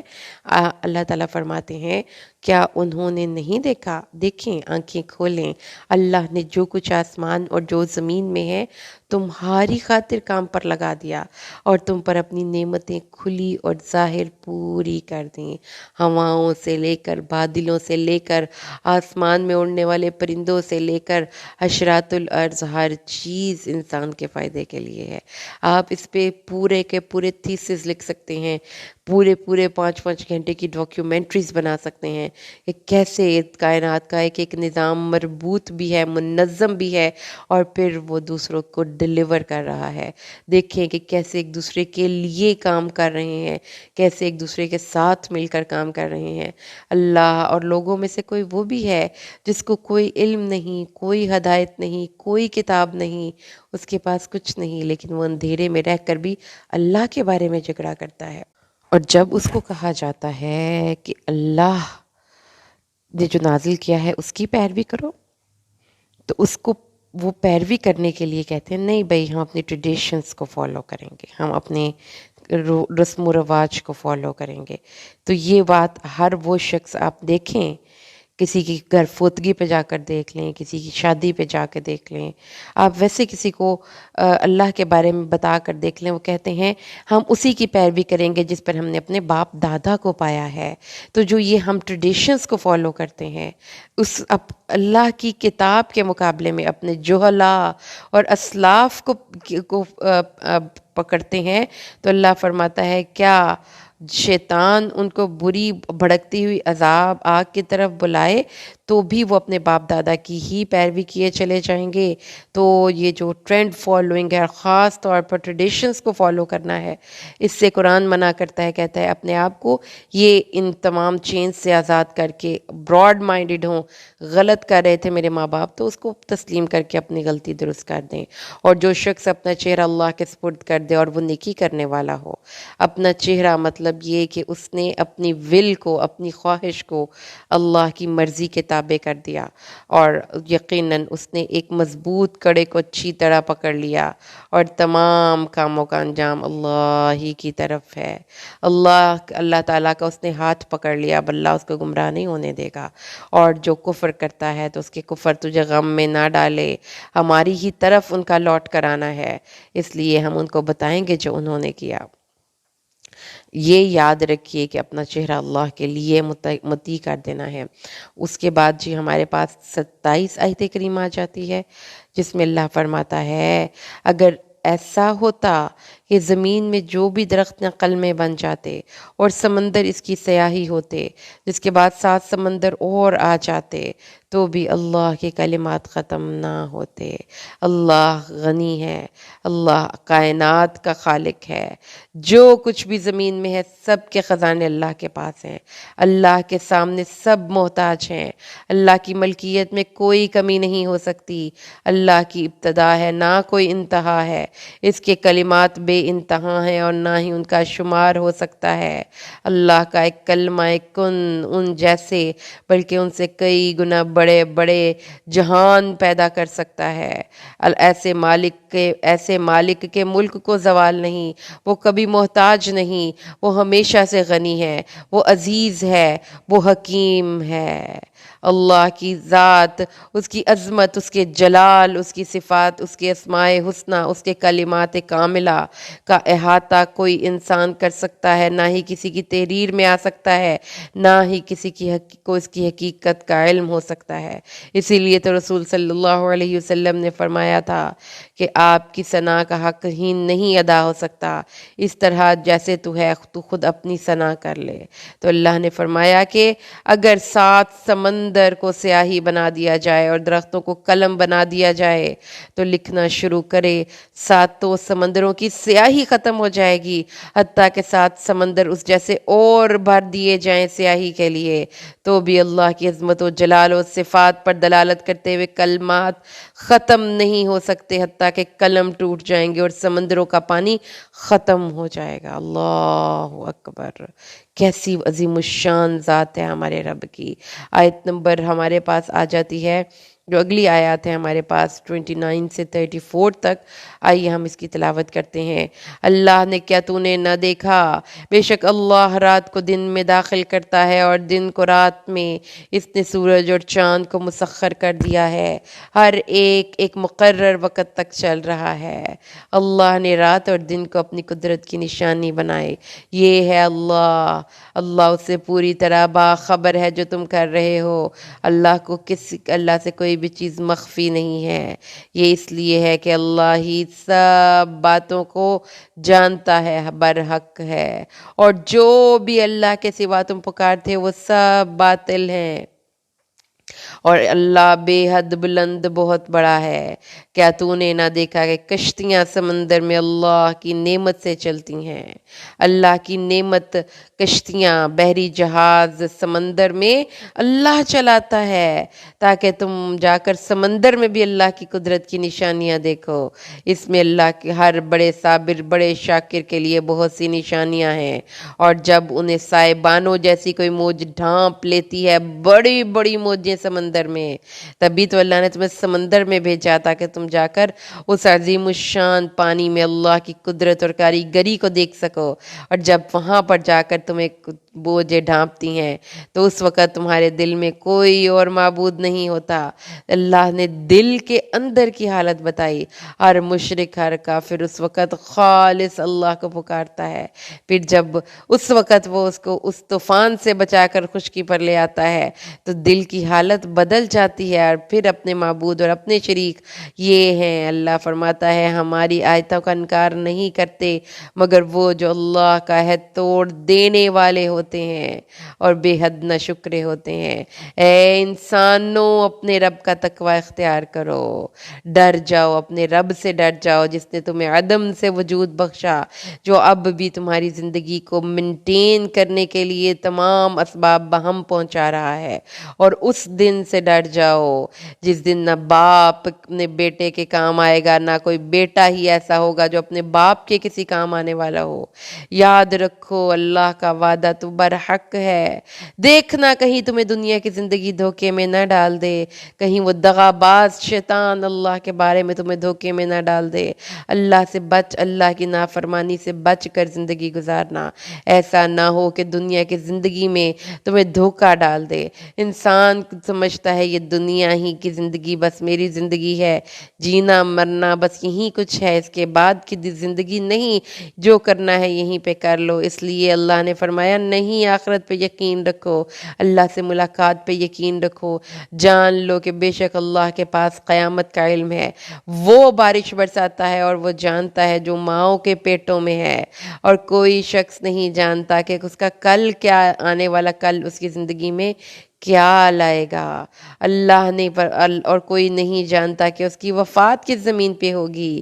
اللہ کے پاس ہر چیز کا علم ہے اور وہ پوری طرح جاننے والا ہے۔ اللہ تعالیٰ کے نبی نے فرمایا 5 چیزیں اللہ کے علاوہ کوئی نہیں جانتا: قیامت کا علم، کب قیامت ہے، کب موت ہے، کب زندگی ہے، اور یہ کہ کب تم نے مرنا ہے اور کب جینا ہے، اور کب بارش اترنی ہے، اور جو ماں کے پیٹ میں ہے وہ کیا چیز ہے۔ وہ کیسا ہے، وہ نیک ہے، وہ بد ہے، وہ وہ اچھا کام کرنے والا ہوگا، وہ برا ہوگا، وہ اس کی زندگی کتنی ہوگی، وہ کہاں رہے گا، وہ کہاں ٹریول کرے گا، اللہ کے علاوہ کوئی نہیں جانتا۔ آگے آ جائیے سورۃ السجدہ پہ۔ ہماری نیکسٹ سورہ مبارکہ ہے قرآن حکیم کی۔ اللہ فرماتے ہیں جی، ہمارا جو کویسچن ہے کوئز کا سورۃ السجدہ کا، وہ ہے کویسچن نمبر 17 اور 9 تک، 4 سے 9 تک آیات ہیں۔ اللہ نے فرمایا کہ یہ کتاب کا اترنا، تنزیل تھوڑا تھوڑا کر کے اللہ نے اس کتاب کو نبی صلی اللہ علیہ وسلم کے دل پر اتارا تاکہ وہ اس کو ریٹین کر سکے دل۔ اس میں کوئی شک نہیں کہ اللہ رب العالمین کی طرف سے ہے۔ انہوں نے کہا اس کتاب کو اس نبی نے خود بخود بنا لیا، نہیں، یہ تیرے رب کی طرف سے برحق آنے والی کتاب ہے تاکہ وہ ان لوگوں کو ڈرائے جن کے پاس آپ سے پہلے کوئی خبردار کرنے والا نہیں آیا۔ ان کی بعثت کا اللہ وہ ذات ہے جس نے زمین اور آسمان کو پیدا کیا، جو کچھ ان دونوں کے درمیان ہے 6 دنوں میں یا 6 وقفوں میں، پھر وہ مستوی ہوا عرش پر، پھر وہ عرش پر بلند ہوا۔ اللہ کے علاوہ نہ کوئی تمہارا دوست ہے، نہ ہی کوئی اور سفارشی، تو کیا تم نصیحت حاصل نہیں کرتے؟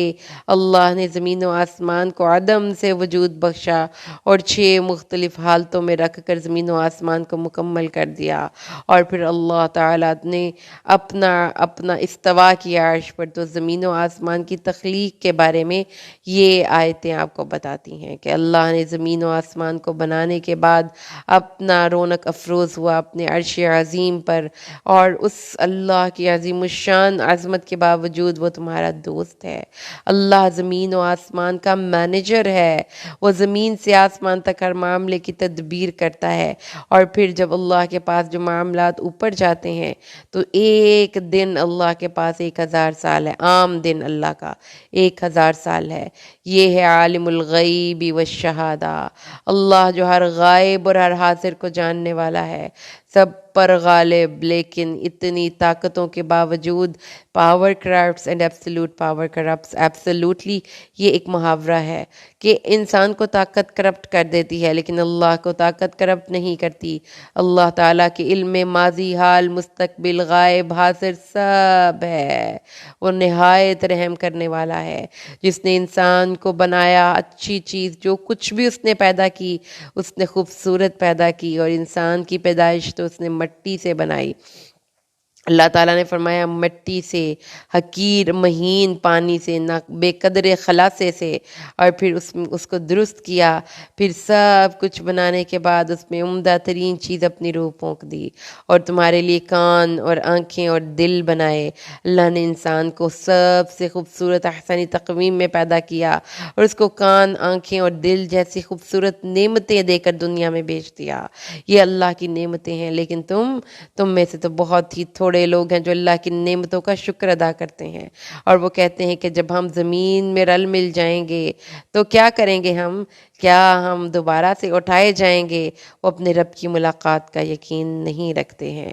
اے نبی کہہ دیجئے کہ تم پر ملک الموت جو مقرر کیا گیا ہے، جب وہ تمہاری روح پھونک دے گا، کھینچ لے گا، تو تم اپنے رب کی طرف لوٹ آئے جاؤ گے، اور پھر تو دیکھے وہ حالت کہ جب مجرم اپنے سر جھکائے کھڑے ہوں گے اور کہیں گے اے ہمارے رب، ہم نے دیکھ لیا، سن لیا، اب ہمیں لوٹا دے۔ سر جھکا کر کھڑے ہوں گے، سبمٹ کر رہے ہوں گے، بڑے بڑے ظالم اور متکبر لوگ بھی اللہ سے ترلے کر رہے ہوں گے، اللہ تعالیٰ ان کے جواب طلبی کر رہا ہوگا۔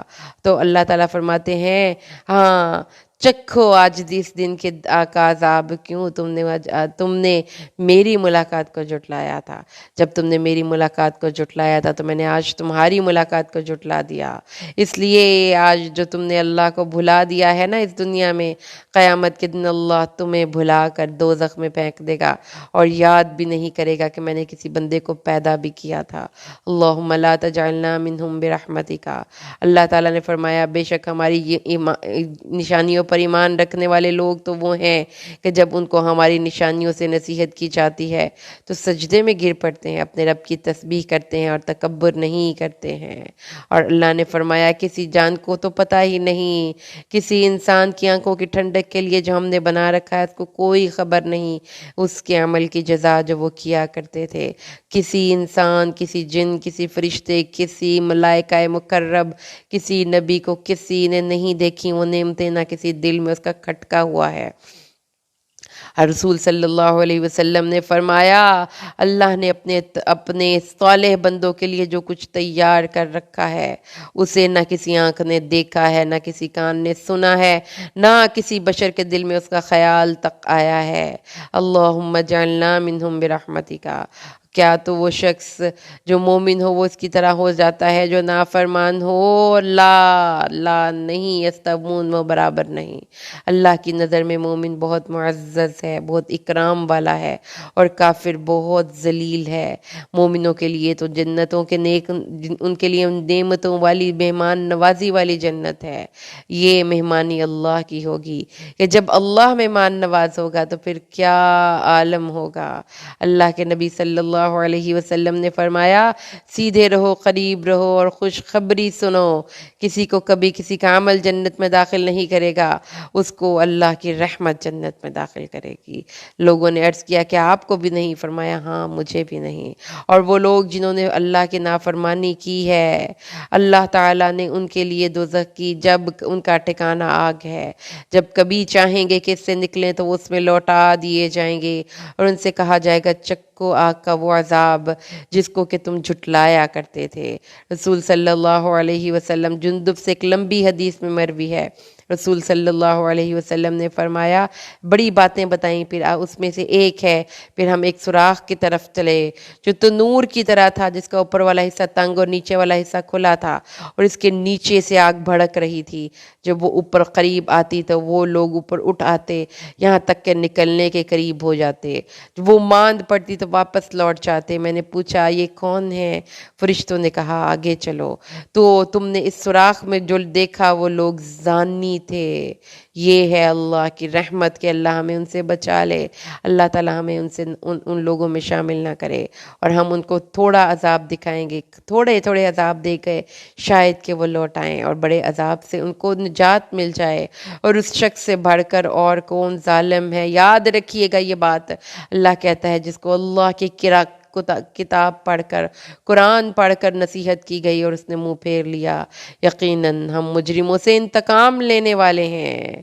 اللہ تعالیٰ نے فرمایا انتقام، ان کے برے اعمال، ان کے نتیجے کے طور پر ان پر برے اعمال مسلط کر دیے جائیں گے۔ اور اس کے بعد ہمارے پاس آ جاتا ہے اور آیت ہمارا 20 یہ ہے 19 to 21، یہ آیت کریمہ ہم نے پڑھ لی۔ اس کے بعد اللہ نے فرمایا سورۃ السجدہ آیت نمبر 24، اور ہم نے ان میں سے کئی پیشوا بنا دیے جو ہمارے حکم سے ہدایت دیتے تھے، جب انہوں نے صبر کیا اور وہ ہماری آیات پر یقین رکھتے تھے۔ اور پھر اللہ قیامت کے دن ان تمام امور میں فیصلہ کرے گا جس میں وہ اختلاف کرتے تھے۔ آگے چلیں جی تو ہمارے پاس آیت نمبر 27 ہے سورۃ السجدہ کی، اور اللہ تعالیٰ 26 اور 27 ہے اور 21 کویسچن بن رہا ہے ہمارے کوئز کا۔ اللہ تعالیٰ نے فرمایا کیا انہوں نے اس بات نے ان کی رہنمائی نہیں کی، ہم نے ان سے پہلے کتنی ہی قومیں ہلاک کر دی جن کے رہنے کی جگہوں میں یہ چلتے پھرتے ہیں، اس میں بہت سی نشانیاں ہیں۔ ان کے تباہ حال کھنڈرات کو دیکھو، ان گھروں کو دیکھو جن کو کہ انہوں نے پورے ٹائم لگا کر تیار کیا تھا، ان میں مسندیں بچھائی تھیں اور اس میں خوبصورت عمارتیں کھڑی کی تھیں۔ اللہ نے فرمایا وہ کھنڈر ہیں، ان کی ویرانی ان کی آنکھوں کے سامنے ہیں، ان سے بھی نصیحت حاصل نہیں کرتے۔ کیا انہوں نے نہیں دیکھا بے شک ہم نے پانی کو چٹیل زمین کی طرف ہانک لے جاتے ہیں۔ پھر چٹیل زمین کون سی؟ وہ زمین جس میں کوئی رویدگی یا سبزہ نہیں، پھر اس کے ذریعے ہم کھیتی نکالتے ہیں جس سے یہ بھی کھاتے ہیں اور ان کے چوپائے بھی۔ تو کیا یہ دیکھتے نہیں؟ دیکھو اللہ نے کیسے یہ ساری چیزیں ہمارے سامنے بیان کر دی ہیں۔ سورۃ الاحزاب، جی ہمارا یہ کوئز کا کویسچن نمبر 22 ہے، اور جو آیات ہمارے زیر مطالعہ ہوں گی وہ 4 سے 5 ہوں گی۔ اللہ تعالیٰ نے سورۃ الاحزاب میں اپنے نبی سے کہا، اے نبی اللہ سے ڈر اور کافروں اور منافقوں کا کہنا نہ مان، یقیناً اللہ ہمیشہ سے سب کچھ جاننے والا بڑی حکمت والا ہے۔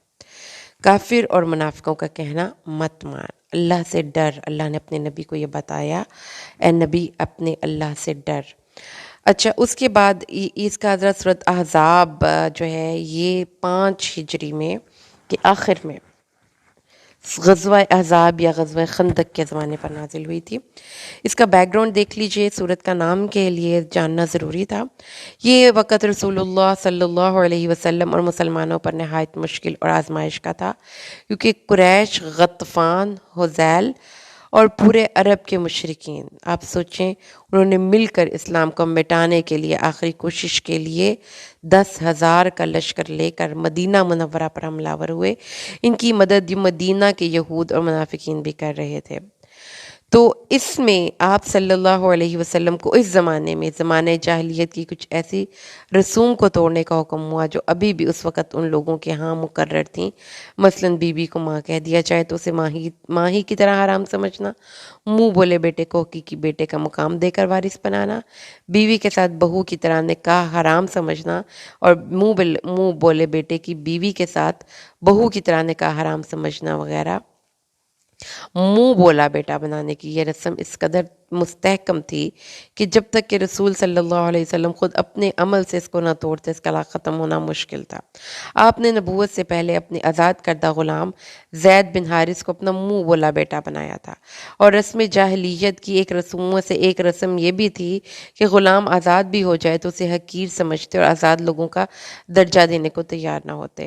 رسول صلی اللہ علیہ وسلم نے سب سے پہلے اس رسم کو توڑنے کے لیے ایک عمدہ خاندان کی، اعلیٰ خاندان کی خاتون جو ان کی اپنی پھوپھی زاد بھی تھیں، زینب بنت جہش کا نکاح حضرت زید سے کر دیا، جو ان کے آزاد کردہ غلام تھے، مگر دونوں میں موافقت نہ ہو سکی تو زید نے انہیں طلاق دے دی۔ اب آپ کی خواہش تھی کہ زینب نکاح کر لیں، کیونکہ اس نے زید سے نکاح کر کے بڑی قربانی دی تھی، اور اس سے ان کی دلجوئی بھی مقصود تھی، مگر ڈر یہ تھا کہ پورے عرب کے مشرکین اور منافقین اس پر طعن و تشنیع کا طوفان برپا کر دیں گے کہ محمد کیسے نبی ہیں جو اپنی ہی بہو سے نکاح کر لیتے ہیں۔ اور اس کے علاوہ اس مسلمانوں کو 4 سے زیادہ شادیوں نکاح کرنے کی بھی ممانعت تھی، اور زینب کا نکاح رسول صلی اللہ علیہ وسلم کی 5ویں زوجہ کے طور پر ہونا تھا، کیونکہ اس سے پہلے حضرت سودا، حضرت عائشہ، حضرت حفصہ اور حضرت ام سلمہ آپ کے نکاح میں تھیں۔ اس پر بھی کفار اور منافقین کو طعن کا موقع مل جانا تھا، اس لیے اللہ تعالیٰ نے اپنے نبی صلی اللہ علیہ وسلم کو خصوصی اجازت مرحمت فرمائی کہ وہ 4 سے زیادہ نکاح کر سکتے ہیں، کیونکہ آپ عام انسانوں جیسے نہیں تھے۔ یعنی زیادہ نکاح کا مقصد رسول صلی اللہ علیہ وسلم کا امت کی تربیت تھا، ان کو سکھانا تھا، کئی قسم کی باتوں کی اصلاح کرنا تھا۔ تو اس لیے اس صورت کا آغاز اللہ سے نے بڑے ہی، اس صورت کے آغاز میں ہی اللہ نے پھر اپنے نبی کو بتایا کہ تم پر کافر اور منافقوں کی بات زیادہ اہم نہیں ہونی چاہیے، اللہ سے ڈرو۔ یہ لمبی بات کو مختصر کرنے کی ایک خوبصورت مثال ہے کہ اللہ سے ڈرو، کافروں، منافقوں یا کسی کے بھی اسکینڈل سے مت ڈرو، جس سے یہ پتہ چلتا ہے کہ جب کوئی حق بات ہو تو پھر وہ کر گزرنی چاہیے، اور اس میں کسی انسان کی ملامت کرنے والے کی ملامت کا ہمیں کوئی بھی خوف زدہ نہیں ہونا چاہیے کہ جو وحی کی گئی ہے اس کی پیروی کرو۔ اچھا، اس کے بعد اللہ پر بھروسہ رکھو، اللہ تعالیٰ نے اپنے نبی کو یہ بات بتا دی۔ اس کے بعد آگے چلیں تو جی سورۃ احزاب کی آیت نمبر 4 میں اللہ نے کسی آدمی کے لیے اس کے سینے میں 2 دل نہیں بنائے، اور نہ ہی اس نے تمہاری بیویوں کو جنہیں تم ماں کہہ بیٹھتے ہو تمہاری مائیں بنایا ہے، اور نہ ہی تمہارے منہ بولے بیٹوں کو تمہارے بیٹے بنایا ہے، یہ تم اپنے منہوں سے کہتے ہو، اللہ سچ کہتا ہے وہی سیدھا راستہ دکھاتا ہے۔ یعنی کہ 2 دل ایک سینے میں، مطلب کہ ایک سینے میں ایک انسان کے سینے میں کفر اور نفاق، کفر اور ایمان جمع نہیں ہو سکتے، اور اسی طریقے سے کہ انسان اپنی زبان سے جو مرضی کہہ دے وہ بات نہیں ہو جاتی، کہ کسی کو اپنی زبانی کلامی بھائی بنا لیا، کسی کو زبانی کلامی منہ بولا بیٹا بنا لیا، کسی کو زبانی کلامی اپنی ماں بنا لیا، کسی کو زبانی کلامی تو یہ جو زبانی کلامی رشتے ہیں قرآن کہتا ہے کہ ان کی کوئی وقت نہیں، خاص طور پر جو اڈاپٹڈ سنس ہوتے ہیں۔ قرآن کہتا ہے ہے کہ ان کو ان کے باپ کے نام سے منسوب کرنا چاہیے، کیونکہ اس کا باپ اس کے ڈی این اے، اس کی ساری انٹرنل پراپرٹیز کا مالک ہے، اس کے اندر جو اس کے ڈی این اے کے جو ہے پراپرٹیز وہ اس کے باپ سے میچ کرتی ہیں، تو یہ ایک باپ کے حق کی حق تلفی ہے کہ اس کو صرف زبانی کلامی جس کا حقیقت سے کوئی تعلق نہیں اس کا بیٹا بنا لیا جائے۔ اللہ فرماتے ہیں کہ جو کسی کے منہ بولے بیٹے ہیں ان کو ان کے باپوں کی نسبت سے پکارو، یہ اللہ کے ہاں زیادہ انصاف کی بات ہے۔ پھر اگر تمہیں نہ معلوم ہو ان کے باپ کون ہیں تو وہ دین میں تمہارے بھائی اور تمہارے دوست ہیں، جو تم سے خطا ہو گئے اس پر کوئی گناہ نہیں، لیکن جو تم نے دلوں کے ارادے سے کیا تو اس پر مواخذہ ہوگا۔ رسول صلی اللہ علیہ وسلم حدیث میں آتا ہے، حضرت عبداللہ بن عمر فرماتے ہیں کہ رسول صلی اللہ علیہ وسلم کے آزاد کردہ غلام زید بن حارثہ کو ہم زید بن محمد کہہ کر پکارا کرتے تھے، یہاں تک کہ قرآن اترا، پھر ہم نے ان کو ان کے اصل نام سے بلانا شروع کر دیا۔ تو رسول صلی اللہ علیہ وسلم نے فرمایا ہے کہ جس شخص نے اپنے باپ کے غیر کی طرف اس کی نسبت کی جو کہ اپنی نسبت کی، یعنی آپ نے اپنی ولدیت تبدیل کرنے کی کوشش کی، اور وہ جانتے ہیں کہ جس کا نام آپ نے ولدیت کے خانے میں لکھا ہے وہ اس کا اصل باپ نہیں، تو اس پر جنت حرام ہے۔ اور اللہ تعالیٰ، حضرت ابو ہریرہ کی روایت ہے کہ اپنے باپوں سے بے رغبتی نہ کرو، کیونکہ جس نے اپنے باپ سے بے رغبتی کی تو یہ کام کفر کا ہے۔ اور پھر سب سے بڑے بہتانوں میں یہ بات ہے کہ انسان اپنی نسبت اپنے باپ کے علاوہ کسی اور سے کرے، یا وہ چیز لوگوں کو بتائے جو اس نے آنکھوں نے خواب نہیں دیکھا۔ تو یہ بات آپ کو سمجھ آ گئی کہ رسول صلی اللہ علیہ وسلم کا اپنا ایک بیٹا بنا رکھا تھا، ان کا ایک منہ بولا بیٹا تھا زید، جو کہ ان کے غلام تھے۔ پھر اس کے بعد لوگوں نے ان کو زید بن محمد کہنا شروع کر دیا، پھر اس کے بعد لوگوں نے ان کو، تو پھر اللہ تعالیٰ نے منہ بولے بیٹے کی اس رسم کو منسوخ کر دیا۔ اس کے بعد دیکھیں اگلی آیت میں، یہ نبی مومنوں پر ان کی جانوں سے زیادہ حق رکھنے والا ہے۔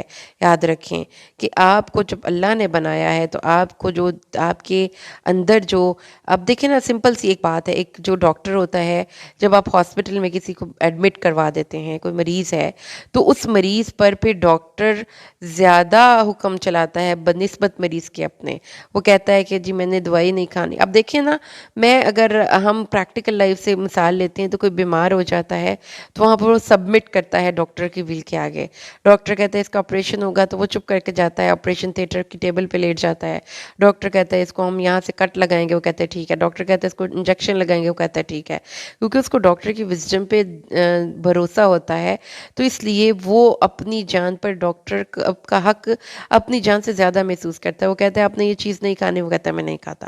تو یہ جو ہماری روحانی ڈاکٹر ہے نا نبی صلی اللہ علیہ وسلم، اس لیے ہمیں ان کا یہ مقام پہچاننا ہے کہ جیسے ہم بیمار ہو جاتے ہیں تو ڈاکٹر ہمیں دوائی دے کر تندرست کر دیتا ہے، ایسے ہی محمد رسول اللہ کی بات ماننے سے ہم اپنی روحانی امراض سے شفا پائیں گے۔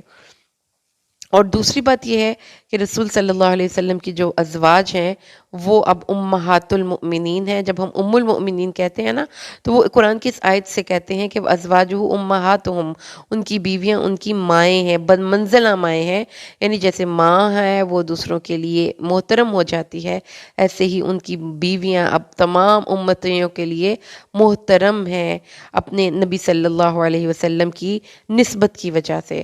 اور رشتہ دار اللہ کی کتاب میں ان کا بعض پر زیادہ فوقیت رکھتا ہے دوسرے ایمان والوں سے، اور ہجرت کرنے والوں سے زیادہ حق رکھنے والا ہے۔ یعنی یہ کہ پہلے جب مسلمان مکہ سے مدینہ ہجرت کر کے گئے تھے تو جو مواخات کے تحت بھائی بھائی بنے تھے، اس میں پھر یہ تھا کہ جب ایک بھائی مہاجر یا انصار میں سے، وہ ایک دوسرے کی ایون کے جائیداد میں بھی وارث ہوتے تھے، لیکن یہاں پر اللہ نے فرمایا کہ اب قرابت داروں کے حق بتا دیے گئے ہیں، اب قرآن کے مطابق قرابت داروں کو حق دیا جائے گا، اور مہاجر اور انصار آپس میں ویسے دوستی رکھیں لیکن اس طرح سے وہ ایک دوسرے کی وراثت میں شامل نہیں ہوں گے۔ ہاں، اگر دوستوں کے ساتھ کوئی نیکی آپ کر سکتے ہیں، یعنی 1/3 کی وصیت کر سکتے ہیں، اور یہ حکم کتاب میں لکھا ہوا ہے۔ اس کے بعد آگے اللہ تعالیٰ نے جو اگلی آیت کریمہ ہمارے پاس آ جاتی ہے وہ آ جاتی ہے، جی اب ہمیں پتہ چل گیا کہ حضرت زید بن حارثہ رسول صلی اللہ علیہ وسلم کے منہ بولے بیٹے تھے، اور یہ کہ ان کو اللہ تعالیٰ نے یہ رسم ختم کر دی ہے۔ اچھا جی، اس کے بعد کویسچن نمبر 23 ہے ہمارا، اور یہ 9 to 14 آیات بن رہی ہیں ہماری۔ اے لوگو، اس نعمت جو ایمان لائے ہو اپنے اوپر اللہ کی نعمت یاد کرو جب تم پر کئی لشکر چڑھ آئے اور ہم نے ان پر آندھی بھیج دی اور ایسے لشکر جنہیں تم نے نہیں دیکھا اور جو کچھ تم کر رہے تھے اللہ اسے خوب جاننے والا ہے۔ یہ بڑی خوفناک یہ جنگ جو جنگ احزاب ہے، یہ جنگ خندق ہے، یہ تمام جنگوں سے زیادہ خوفناک اور خطرناک تھی۔ کیوں؟ آپ کو جیسے میں پیچھے بتا کے آئی ہوں کہ جسے غزوہ احزاب کہا جاتا ہے، یہ رسول صلی اللہ علیہ وسلم کی لیڈرشپ کوالٹی کا بھی امتحان تھا اور پورا عرب مسلمانوں کو ختم کرنے کے لیے چڑھ دوڑا تھا۔ ہوا یہ تھا کہ جب مدینہ کے یہودی قبیلے بنو نذیر کو مدینہ کی سرزمین سے جلا وطن کیا گیا، تو وہ آپ کو پتہ ہے کہ جو یہود ہیں وہ سازشی ذہن کے لوگ ہیں۔ ان کے کچھ سرکردہ لوگ مکہ گئے، اب انہوں نے کہا کہ اب نا مسلمانوں کو ہم نے اپنی اس انسلٹ کا بدلہ لینا ہے، تو وہ مکہ گئے اور سرداران قریش سے ملاقات کر کے انہوں نے نبی صلی اللہ علیہ وسلم اور مسلمانوں کے خلاف بھڑکاتے رہے اور ان سے وعدہ لیا کہ اور ان سے وعدہ بھی کیا کہ تم مدینہ پر حملہ آور ہو تو ہم تمہارا ساتھ دیں گے اور تمہاری مدد کریں گے۔ جب قریش بھی نے آمادگی کا اظہار کیا تو وہ نجد کے قبائل غطفان، حذیل وغیرہ کی طرف گئے، انہیں بھی مدینے پر حملے کی دعوت دی اور امداد کا وعدہ کیا۔ اور 5 ہجری میں ایک طرف ابو سفیان کی سرکردگی میں قریش اور ان کا حلیف قبیلے کا لشکر، دوسری طرف غطفان، حذیل اور ان کے حلیف قبائل عیینہ بن حسن کی سرکردگی میں مدینہ پر حملہ کے لیے پہنچ کے جنوب اور مشرق سے مدینہ کا محاصرہ کر لیا۔ شمال کی طرف سے بنو نذیر اور بنو قینقاع کے وہ یہودی آئے جو مدینہ سے جلا وطن ہونے کے بعد خیبر اور وادی القریٰ میں آباد ہو گئے تھے۔ مجموعی طور پر ان سب کی تعداد 10,000 تھی۔ سوچیں، شمال سے، جنوب سے، مشرق سے اور مغرب کے پیچھے جنوب اور مشرق سے مدینہ کا محاصرہ کیا، شمال سے محاصرہ کیا اور ایک طرف سے ابو سفیان آیا، یعنی مسلمانوں کو چاروں طرف دشمنوں نے گھیر لیا۔ اور رسول صلی اللہ علیہ وسلم نے پھر اس وقت سب سے مشورہ کیا تو سلیمان جو فارس کے رہنے والے تھے، انہوں نے اپنے علاقے کی ایک جنگی تدبیر بتائی کہ بھائی ہم اپنے علاقے میں تو اس طرح سے کرتے ہیں، اپنے شہر کے ارد گرد خندق کھود لیتے ہیں اور خندق کھود کر آرام سے ہم اپنے شہر کو سیف کر لیتے ہیں۔ تو مدینہ میں یہ اسلام کی دیکھیں کہ اس میں دوسرے شہروں کے لوگ ان کے تجربے سے نبی کریم صلی اللہ علیہ وسلم نے فائدہ اٹھایا اور ایک ایسا جنگی حکمت عملی اختیار کی، خندق کھدوائی، اور عام کہ وہ لوگ جو آنے والے تھے ان کے لیے یہ ایک بالکل نئی چیز تھی، اور عام مسلمانوں کے ساتھ خود بھی خندق کھودنے، مٹی اٹھانے کا کام کرتے رہے۔ مغرب کی سمت میں جو قبیلہ بنو قریظہ تھے، یعنی کہ پیچھے مسلمانوں کے گھروں میں، مسلمانوں کے مدینے کے اندر وہ مسلمانوں کے حلیف تھے، ابھی تک انہوں نے مسلمانوں سے جنگ بندی اور مسلمانوں کا ساتھ دینے کا وعدہ کر رکھا تھا، اس لیے مسلمان ان کی طرف سے بے فکر تھے۔ بلکہ مسلمانوں نے جب جنگ شروع ہوئی تو ہم اپنے تمام چھوٹے بچے، بیوی، اپنے بال بچے ان گھڑیوں کی طرف بھیج دیے جو ان کی جانب تھے، لیکن بنو نذیر کا سردار حجیج بن اخطب ان کے پاس پہنچا اور انہیں حالات کی سازگاری، بنو نذیر کون؟ وہ جو شمال کی طرف سے ان پر حملہ آور ہو رہے ہیں، بنو قریظہ اور بنو نذیر، اور جو مسلمانوں کے ساتھ ہے نا بنو نذیر اور بنو قینقاع، وہ شمال کی جانب سے حملہ آور ہوئے، اور پھر بنو نذیر کے سردار نے آ کر بنو قریظہ سے بھی قرابت داری کا واسطہ کیا اور کہا کہ حالات سازگار ہیں، مسلمانوں کو ایک ہی دفعہ سب مل کر یہاں پہ ان کا خاتمہ کر دیں گے، تو تم لوگ ہمارا ساتھ دو گے تو تم بھی جنگ کے بعد کے ملنے والے فوائد کو حاصل کر لو گے۔ اس طرح سے اس نے اس کو بھی بدعہدی پر آمادہ کر دیا۔ اب آپ حالات دیکھیں کہ مسلمان ہر طرف سے کافروں، مشرکوں، یہودیوں، سازش کرنے والوں کے نرغے میں آ گئے، اور حالات میں انہی نازک حالات کی طرف اشارہ کرتے ہوئے اللہ نے مسلمانوں پر اپنا انعام و کرام واضح کیا ہے۔ اللہ اکبر۔ غزوہ احزاب میں کفار کی تعداد 10,000 تھی اور مسلمان 3,000 تھے، اور ایک قول کے مطابق وہ 900 تھے۔ اچھا جی، اس کے بعد اللہ تعالیٰ نے سردی کے دن تھے، رسول صلی اللہ علیہ وسلم خندق کی طرف نکلے تو مہاجرین اور انصار سردی میں صبح صبح خندق کھود رہے تھے۔ ان کے پاس کوئی اور غلام نہیں تھا جو ان کی بجائے یہ کام کرتا، وہ اپنا کام خود کر رہے تھے۔ جب رسول صلی اللہ علیہ وسلم نے ان کی مشقت اور بھوک کو دیکھا تو آپ نے اللہ کی بارگاہ میں عرض کی، اللہ تعالیٰ بس آخرت کا عیش ہی ہے، اور آپ دیکھیں گے کس طرح ہمارے نبی صلی اللہ علیہ وسلم اور ان کے صحابہ نے اپنی جان پر کھیل کر اور اب اتنے سخت حالات کا برداشت کر کے اپنے دین کا پیغام آگے پہنچایا ہے۔ تو یہ ہیں وہ ہمارے آباؤ، ہمارے بڑے جن سے ہم بلونگ کرتے ہیں۔ تو اللہ نے فرمایا کہ صحابہ کرام کو دو دو تھیلیاں بھرنے کے برابر جو دیے جاتے تھے ان کے لیے، اس میں بدلی ہوئی بو والی چربی کے ساتھ کھانا تیار کیا جاتا تھا، جو لوگوں کے سامنے رکھا جاتا تھا۔ وہ بھوکے ہوتے، یہ کھانا ان کے گلوں میں اٹکتا جس میں ناگوار بو ہوتی۔ جابر فرماتے ہیں خندق کے دن ہم کھدائی کر رہے تھے تو ایک سخت چٹان پیش آ گئی۔ صحابہ نبی صلی اللہ علیہ وسلم کے پاس آئے اور بتایا کہ ایک سخت چٹان آ گئی۔ آپ نے فرمایا میں اترتا ہوں۔ چنانچہ آپ اٹھے اور پھر آپ نے کدال اٹھائی، جب چٹان پر ماری تو وہ بھربھرے تودے کی طرح ہو گئی، لیکن ہم نے دیکھا کہ رسول صلی اللہ علیہ وسلم کے پیٹ پر پتھر بندھا تھا۔ میں گھر گیا اور میں نے اپنی بیوی سے کہا کہ میں نے اپنے نبی کی ایسی حالت دیکھی ہے کہ مجھ سے صبر نہیں ہو سکتا، تو جو کچھ بھی کھانے کے لیے اسے حاضر کر دو۔ اس نے کہا جو ہے، اور بکری کی پٹھوری ہے۔ ہم نے بکری، چھوٹی پٹھوری مطلب چھوٹی بکری کا بچہ ہے، ہم نے اس کو ذبح کیا، جو ہم نے اور جو ہمارے پاس تھی ہم نے اس کو ہانڈی میں ڈال کر گوشت بنایا، اور تھوڑا سا ہماری چھوٹی سی بکری تھی، آٹا پکنے کے لیے تیار ہو گیا، ہانڈی چولہے پر پکنے کے قریب تھی۔ حضرت جابر کہتے ہیں ہم نے چپ کر کے رہا کے نبی صلی اللہ علیہ وسلم کے کان میں کہا کہ تھوڑا سا کھانا ہے، آپ اور آپ کے ساتھ ایک یا دو اور آدمی چلیں۔ آپ نے فرمایا کتنا ہے؟ میں نے کہا بہت ہے۔ میں نے بتا دیا تو آپ نے فرمایا یہ تو بہت ہے، عمدہ ہے، بیوی سے کہو میرے آنے تک ہانڈی نہ اتارے اور نہ تنور سے روٹی نکالے۔ آپ نے تمام مہاجرین اور انصار سے کو ساتھ لے کر جابر بن عبداللہ کے گھر گئے، اور پھر سب نے کھایا۔ اور آپ صلی اللہ علیہ وسلم نے دیکھے کہ خود بھوکے تھے، لیکن آپ نے سب کو پہلے کھلایا۔ آپ نے فرمایا اندر آ جاؤ اور بھیڑ نہ کرو۔ آپ روٹی توڑ توڑ کر اس پر گوشت ڈالتے رہے، اور ہانڈی اور تندور سے سالن اور روٹی نکالنے کے بعد اسے ڈھانک دیتے اور صحابہ کے سامنے رکھ دیتے، پھر دوبارہ اسی طرح کرتے، یہاں تک کہ سب سیر ہو گئے اور کھانا بچ بھی گیا۔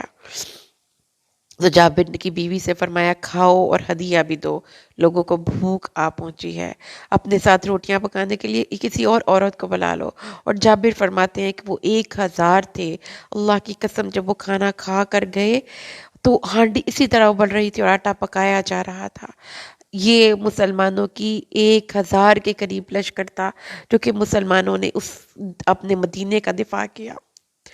تو کفار کا جب جنگ شروع ہوئی تو خندق کو عبور کرنے کے لیے اتنا زبردست دباؤ تھا کہ مسلسل دفاع کی وجہ سے بعض اوقات مسلمانوں کی نماز بھی رہ جاتی تھی۔ تو سوچیں کہ کیسے انہوں نے دین کو آگے پہنچانے کے لیے قربانیاں دی ہیں، اور وہ جو آپ بعد میں ادا کرتے۔ جابر فرماتے ہیں حضرت عمر خندق کے موقع پر سورج غروب ہونے کے بعد آئے اور قریش کو برا بھلا کہتے ہوئے کہنے لگے اللہ کی قسم یا رسول اللہ میں نماز کے قریب بھی نہیں جا سکا حتیٰ کہ سورج ڈوبنے کے قریب پہنچ گیا۔ رسول صلی اللہ علیہ وسلم نے فرمایا نماز تو میں نے بھی نہیں پڑھی۔ پھر ہم نبی کے ساتھ بطحان میں اترے، آپ نے اور ہم نے نماز کے لیے وضو کیا تو آپ نے نماز سورج غروب ہونے کے بعد عصر پڑھی اور پھر مغرب پڑھی۔ اور حضرت عبداللہ بن ابی اوفا بیان کرتے ہیں رسول صلی اللہ علیہ وسلم نے احزاب کے دن کافروں کے خلاف یوں عرض کیا اے اللہ، اے کتاب نازل کرنے والے، بہت جلد حساب لینے والے، ان لشکروں کو شکست دے، اے اللہ انہیں شکست دے، انہیں سخت ہلا کے رکھ دے۔ تو یہاں پر دیکھیں کہ کفار مشرکین نے مدینے کا محاصرہ 1 ماہ یا 1 ماہ کے قریب جاری رکھا۔ یہ آزمائش کے ایام بہت سخت تھے۔ اس دوران مسلمانوں کی حالت اس کے بعد والی آیات میں بیان ہوئی ہے۔ کفار اس ارادے سے آئے تھے کہ مسلمانوں کا نام و نشان مٹا کر دم لیں گے، اور جاتے ہی مردوں کو قتل کر کے عورتوں اور بچوں کو باندھ کر لے آئیں گے۔ 10,000 بمقابلہ 1,000، مگر اللہ کی توفیق سے خندق کی وجہ سے وہ نہ مدینہ میں داخل ہو سکے نہ انہیں کوئی کامیابی ہو سکی۔ وہ تو کہہ رہے تھے کہ ایک ہی حلے میں فتح کر کے واپس آ جائیں گے، لیکن اللہ تعالیٰ نے کیسی مدد کی کہ نہ ان کی 1 مہینے کے محاصرے کے دوران نہ ان کے پاس اتنے دن رہنے کے لیے اشیاء خورد و نوش تھی، اور نہ ہی اتنی سخت سردی سے وہ مقابلہ کر سکتے تھے۔ تو یہ مدد اللہ کی آئی کہ ایک سخت آندھی اور اتنی سخت جس میں سخت ہوا تھی، جس سے ان کے خیمے اکھڑ گئے، ان کے چولہوں کی آگ بجھ گئی، دیگیں الٹ گئیں، گھوڑے اور اونٹ رسیاں توڑوا کر بھاگ گئے، اور ان پر ایسا شدید خوف طاری ہوا کہ راتوں رات محاسبہ چھوڑ کر بھاگ گئے۔ ابن عباس کہتے ہیں کہ رسول صلی اللہ علیہ وسلم نے فرمایا کہ میری مدد مشرق سے آنے والی ہوا سے کی گئی اور عاد کو مغرب کی طرف سے آنے والی ہوا نے ہلاک کیا۔ پھر ان لشکروں کو جن کو جس کے ساتھ اللہ نے اپنے نبی کی مدد کی، وہ کافروں کے لشکر ہیں جنہوں نے کفار کے دلوں میں رعب ڈال کر ان کی ہمتیں توڑ دی اور انہیں تتر بتر کر دیا۔ اور پھر اللہ تعالیٰ حضرت عائشہ فرماتی ہیں جب رسول صلی اللہ علیہ وسلم خندق سے واپس آئے، ہتھیار اتار دیے اور غسل کیا، تو جبریل آپ کے پاس آئے اور کہنے لگے آپ نے ہتھیار اتار دیے ہیں؟ ہم نے تو نہیں اتارے، یعنی فرشتوں نے۔ سو آپ ان کی طرف نکلی، آپ نے فرمایا کس طرف؟ انہوں نے بنو قریظہ کی طرف اشارہ کرتے ہوئے فرمایا اس طرف، تو نبی ان کی طرف نکل کھڑے ہوئے۔ تو اس طرح، اور رسول صلی اللہ علیہ وسلم نے فرمایا کہ گویا میں غبار چمکتا ہوا دیکھ رہا ہوں جو جبریل کی سواری سے بنو غنم کی گلی سے اٹھ رہا تھا جب نبی بنو قریظہ کی طرف گئے۔ تو آپ نے دیکھا کہ یہ اللہ ہے۔ جب اللہ کے کام کے لیے آپ اپنی تمام کوششیں لگا دیتے ہیں، پھر کیسے اللہ کی مدد آتی ہے۔ لیکن صحابہ کی زندگیاں، اب آگے ہم جو آیات پڑھیں گے آپ کو اس کو بالکل صحیح سمجھنے میں آسانی ہو جائے گی، کیونکہ میں نے آپ کو بڑی ڈیٹیل میں غزوہ احزاب کا بتا دیا ہے۔ تو جب وہ تم پر اوپر سے، تمہارے نیچے سے، آگے پیچھے سے، ہر طرف سے مسلمانوں پر حملہ آور ہو گئے، اور جب تمہاری آنکھیں پھر گئیں اور دل مارے خوف کے گلوں پر پہنچ گئے، یہ کون لوگ تھے جو اللہ کے بارے میں طرح طرح کے گمان کر رہے تھے؟ زاغت الابصار، آنکھیں جھک گئیں، اور یہ وہ منافقین تھے جو کہ اللہ تعالیٰ کے بارے میں الٹے الٹے گمان کر رہے تھے۔ اللہ تعالیٰ نے فرمایا کہ اللہ تعالیٰ نے مومنوں، اور جب مومنوں نے لشکروں کو دیکھا تو انہوں نے کہا یہ تو وہی ہے جس کا اللہ اور اس کے رسول نے ہم سے وعدہ کیا تھا۔ اللہ اور اس کے رسول نے سچ کہا، اور اس چیز نے ان کے ایمان اور فرما برداری میں اور اضافہ کر دیا۔ اس جگہ مسلمان ہلائے گئے، سخت ہلایا جانا، مسلمانوں کے ایمان کا پورا پورا امتحان دیا گیا۔ اور جب منافق لوگ اور وہ لوگ جن کے دلوں میں روگ ہے کہتے جاتے تھے اللہ اور اس کے رسول نے تو ہم سے دھوکہ دینے کا وعدہ کیا ہے، یہ دیکھیے بنو قریظہ، یہ یہاں تک اللہ تعالیٰ نے فرمایا، اور جب ایک جماعت نے ان میں سے کہا اے یثرب والو، تمہارے لیے ٹھہرنے کی کوئی صورت نہیں، تو لوٹ چلو، اور ان میں سے ایک گروہ نبی سے اجازت مانگتا تھا، کہتے تھے ہمارے گھر تو غیر محفوظ ہیں، حالانکہ وہ کسی طرح غیر محفوظ نہیں تھے۔ کیوں نہیں تھے؟ کیونکہ وہ تو بھاگنے کے سوا اور کچھ نہیں چاہتے تھے۔ تو یاد رکھیے کہ یہ وہ لوگ تھے جو منافقین تھے، منافقین جو جن کے دلوں میں ایمان راسخ نہیں تھا، وہ اتنے سخت حالات میں دیکھ کر وہ کہنے لگے یہاں سے بھاگو بھائی، مسلمان تو پاگل ہیں، ان کے دین نے ان کو بیوقوف کر دیا ہے۔ اور آ کر نبی، اور لیکن وہ چاہتے تھے کہ ان کا جو ہے نا وہ ریپوٹیشن خراب نہ ہو، اس لیے مسلمانوں کی ہمتیں پست کرنے کے لیے کہنا شروع کر دیا کہ صلاح پہاڑی اور خندق کے دوران اب رہنے کی کوئی صورت نہیں، اب واپس جاؤ، واپس جاؤ اور مدینہ جاؤ، یا پھر اپنے دین پر واپس ہو جاؤ اور مشرکین کے ساتھ مل جاؤ۔ اور یعنی وہ مسلمانوں کو کہتے تھے دین چھوڑو بھائی، اور جو حالات ہیں اس کے مطابق چلو۔ اور پھر ان میں سے ایک گروہ آ کر نبی صلی اللہ علیہ وسلم سے کہنے لگا کہ ہمیں ڈر ہے کہ بنو قریظہ ہم پر حملہ نہ کر دیں، ہماری عورتوں اور بچوں کو ہلاک نہ کر دیں، اس لیے ہمیں اجازت دیں کہ ہم گھر جا کر اپنے گھروں کی حفاظت کریں، اپنے گھروں اور اپنے مال اولاد کی حفاظت کریں۔ اللہ نے فرمایا تو اگر اس شہر میں ان کے لوگوں پر کوئی باہر سے حملہ آور ہوتا تو ان کو فتنہ برپا کرنے کا سوال کیا جاتا تو وہ ضرور اپنے گھر کا دفاع کرتے، لیکن اب دین اسلام پہ قربانی کی باری آئی ہے تو پیچھے ہٹ گئے ہیں، حالانکہ انہوں نے اللہ سے وعدہ کیا تھا میثاق مدینہ میں کہ وہ پیٹ نہ پھیریں گے اور اللہ کا عہد پوچھا جانے والا ہے۔ اے نبی ان سے کہہ دیجئے تمہیں بھاگنا فائدہ نہیں دے گا، اگر مرنے یا قتل ہونے سے بھاگ جاؤ تو تمہیں کوئی فائدہ نہیں، اس لیے وہ کون ہے جو تمہیں اللہ سے بچائے؟ اگر اللہ کسی برائی کا تم پر ارادہ کرے یا کوئی مہربانی کرے، وہ اپنے لیے اللہ کے سوا کوئی دوست اور کوئی مددگار نہیں پائیں گے۔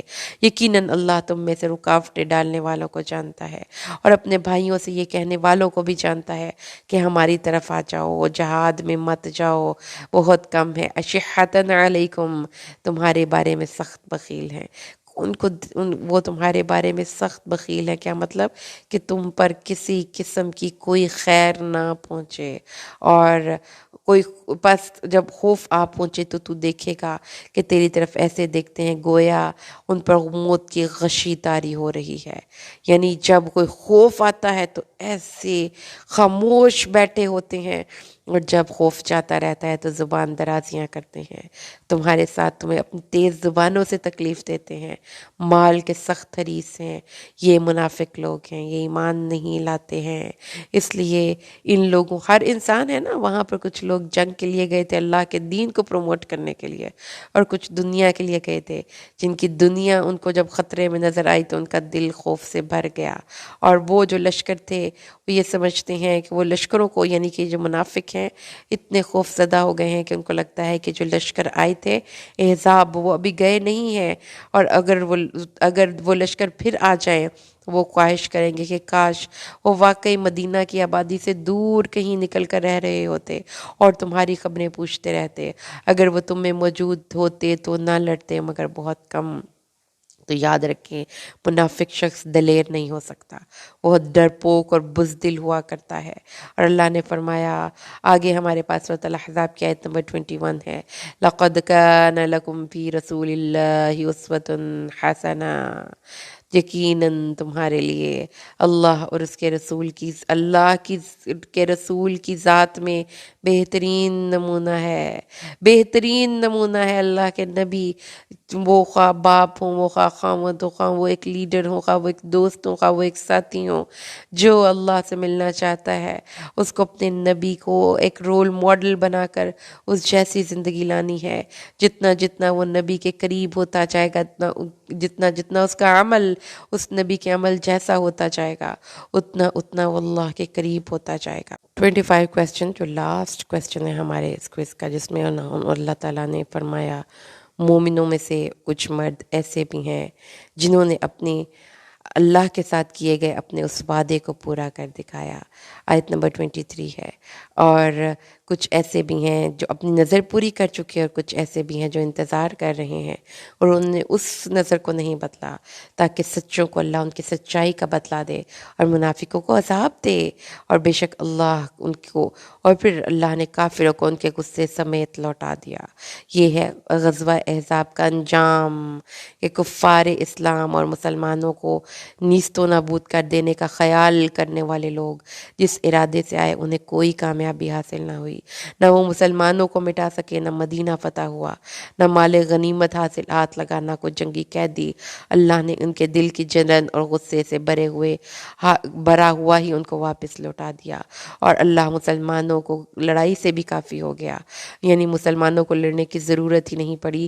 اللہ نے ان کی لڑائی خود لڑی، اپنے لشکروں سے لڑی، آندھی اور فرشتوں کے لشکروں سے کفار کے لشکروں کو مار بھگایا ہے. وَكَانَ اللَّهُ قَوِيًّا عَزِيزًا، اللہ غالب ہے، اللہ بہت اللہ تعالیٰ غالب اور عزت والا ہے. اور ان اہل کتاب کو جنہوں نے ان کی مدد کی تھی، اللہ نے ان کے قلعوں سے اتار دیا اور ان کے دلوں میں رعب ڈال دیا. ایک گروہ کو تم قتل کر رہے تھے اور ایک گروہ کو تم قید کرتے جاتے تھے. یعنی کیا مطلب؟ کہ قریش، بنو غطفان اور ان کے ساتھ آنے والوں کو واپس جانے کے ساتھ ہی مارکہ احزاب ختم ہو گیا، مگر بنو قریظہ جنہوں نے بد عہدی کی تھی ان کے ساتھ مارکہ ختم نہیں ہوا. اور جنہوں نے موقع کا فائدہ اٹھا کر بد عہدی کی تھی، رسول صلی اللہ علیہ وسلم اور مسلمانوں کے ساتھ کیا ہوا معاہدہ توڑ ڈالا تھا، اس پر پھر مسلمانوں نے یہودیوں کے ساتھ یہ عہد توڑ ڈالا اور قریش اور اتحادی لشکروں. تو مسلمانوں نے پھر کیا کیا؟ آپ نے وہاں کا قصد کیا، سعد بن معاذ اور سعد بن عبادہ اور ایک اور انصاری صحابی کو ان کی تحقیق کے لیے بھیجا. آپ نے فرمایا اگر وہ صلح پر قائم ہو تو سب کے سامنے بیان کر دینا، اگر معاملہ اس کے برعکس ہو تو اشارے سے سمجھا دینا. وہ ان کے پاس گئے اور انہوں نے دیکھا کہ انہوں نے معاہدہ توڑ ڈالا ہے، اور رسول صلی اللہ علیہ وسلم کے متعلق بھی نازیبا الفاظ استعمال کیے، کہنے لگے کون محمد، ہمارے اور اس کے درمیان کوئی عہد و پیمان نہیں. حضرت سعد بن معاذ اور سعد بن عبادہ نے آ کر رسول صلی اللہ علیہ علیہ وسلم کو خطرے سے آگاہ کر دیا۔ بنو قریظہ جو کہ مدینہ میں جن کے پیچھے تھے مسلمان کی عورتیں اور بچے بھی، ان کے ارادے انتہائی خطرناک تھے، لیکن اللہ نے ان کو بھی ناکام اور نامراد کیا، اور ان کے اور قریش کے درمیان جو بے اعتمادی کی فضا اللہ نے پیدا کر دی، تو مسلمانوں کے خلاف لڑنے کی نوبت ہی نہیں آئی۔ آخرکار وہ قلعوں میں بند ہو کر مسلمانوں سے مقابلے کے لیے آمادہ ہو گئے، اور جب خندق سے فارغ ہوئے رسول صلی اللہ علیہ وسلم مدینہ واپس آئے تو ہتھیار اتار کر ابھی غسل ہی کیا تھا کہ جبریل آئے اور کہنے لگے آپ نے ہتھیار رکھ دیے؟ ہم فرشتوں نے تو بھی ہتھیار نہیں رکھے، بنو قریظہ کی طرف چلے۔ چنانچہ آپ نے فرمایا کہ تم میں سے کوئی شخص عصر کی نماز نہ پڑھے مگر بنو قریظہ کے پاس جا کر۔ چنانچہ آپ نے بنو قریظہ کا محاصرہ کر لیا۔ یہ محاصرہ 1 ماہ کے قریب جاری رہا، حتیٰ کہ وہ مقابلے سے عاجز آ گئے اور اللہ نے ان کے دلوں میں رعب ڈال دیا۔ آخرکار وہ اپنے آپ کو مسلمانوں کے حوالے کرنے پر آمادہ ہو گئے، اس شرط پر کہ ان کے بارے میں سعد بن معاذ جو فیصلہ کرے وہ انہیں قبول ہوگا۔ سعد بن معاذ خندق کے دوران بازو کی رگ میں جو تیر لگا تھا، اس کے نتیجے میں وہ علیل تھے، لیکن پھر وہ گئے اور انہوں نے ان کے سامنے ان کا حضرت ابو سعید خدری بیان کرتے ہیں، اہل قریظہ سعد بن معاذ کے فیصلے پر اتر آئے تو حضرت رسول صلی اللہ علیہ وسلم نے سعد کی طرف پیغام بھیجا۔ وہ ایک گدھے پر سوار ہو کر آئے۔ جب مسجد کے قریب آئے تو آپ نے انصار سے فرمایا اپنے سردار کے آدمی کو اٹھاؤ، یعنی ان کو استقبال کرو۔ پھر فرمایا یہ لوگ تیرے فیصلے پر اترے ہوئے ہیں۔ سعد نے کہا ان کی لڑائی کے قابل مرد قتل کر دیے جائیں، ان کی عورتوں اور بچوں کو لونڈی اور غلام بنا لیا جائے۔ فرمایا تو نے اللہ کے فیصلے کے مطابق فیصلہ فرمایا ہے۔ اور پھر بنو قریظہ میں سے جو بھی لڑائی کے قابل لوگ تھے ان کو مار دیا گیا۔ کیوں مار دیا گیا؟ کیونکہ ان لوگوں نے بری بد عہدی کی تھی، اور وہ ایسے سانپ تھے کہ اگر ان کو چھوڑا جاتا تو وہ پھر مسلمانوں کو ڈستے۔ تو یہاں پر پھر اللہ نے فرمایا کہ ان کو تمہیں ان کے بنو قریظہ کے زمینوں اور گھروں اور مالوں کا وارث بنایا، یعنی ان کے تمام مکانات، کھیت باغات، یہ سب مسلمانوں کی ملکیت میں آ گئے، اور مسلمانوں نے پھر اس کو، یہ مسلمانوں میں مال غنیمت تقسیم ہوا، جن کی یعنی یہ وہ تھے مدینہ میں جو یہودی تھے بہت طاقتور بھی تھے، بہت مالدار بھی تھے، تو اللہ تعالیٰ نے پھر یہ لڑائی اور جنگ کے بعد مسلمانوں کو پھر بہت سا مال غنیمت آیا، یعنی کہ وہ چیز جن کو کہ مسلمان کبھی سوچ بھی نہیں سکتے تھے، اللہ تعالیٰ نے ان کو ان کا مالک بنایا۔ پھر بنو قریظہ کے بعد جنگ خیبر ہوئی، پھر فتح مکہ ہوئی، پھر غزوہ حنین ہوئی، اور پھر غزوہ تبوک ہوئی، اور اللہ تعالیٰ نے پھر مسلمانوں کو بہت سے اموال غنیمت دیے، لیکن یہ سب اس کے بعد اس دنیا ان کو عطا ہوا کہ جو انہوں نے اپنے دل کی خوشی سے اللہ کے دین کے لیے محنت کی تھی اور قربانی دی تھی۔ تو یہ یاد رکھیے کہ دنیا بھی اللہ دیتا ہے جب آپ اس کے دین کا کام کرتے ہیں، لیکن پہلے اللہ ٹوک بجا کے دیکھتا ہے کہ یہ اس قابل بھی ہے کہ اس کو دنیا دی جائے۔ اس لیے شکر الحمدللہ جی، ہمارا 21واں پارہ اور سورۃ الاحزاب مکمل ہوئی ہے۔ اللہ سے دعا ہے اللہ قرآن کو صحیح معنوں میں سمجھ کر پڑھنا اور عمل کرنا ہمارے لیے آسان کر دے۔ السلام علیکم۔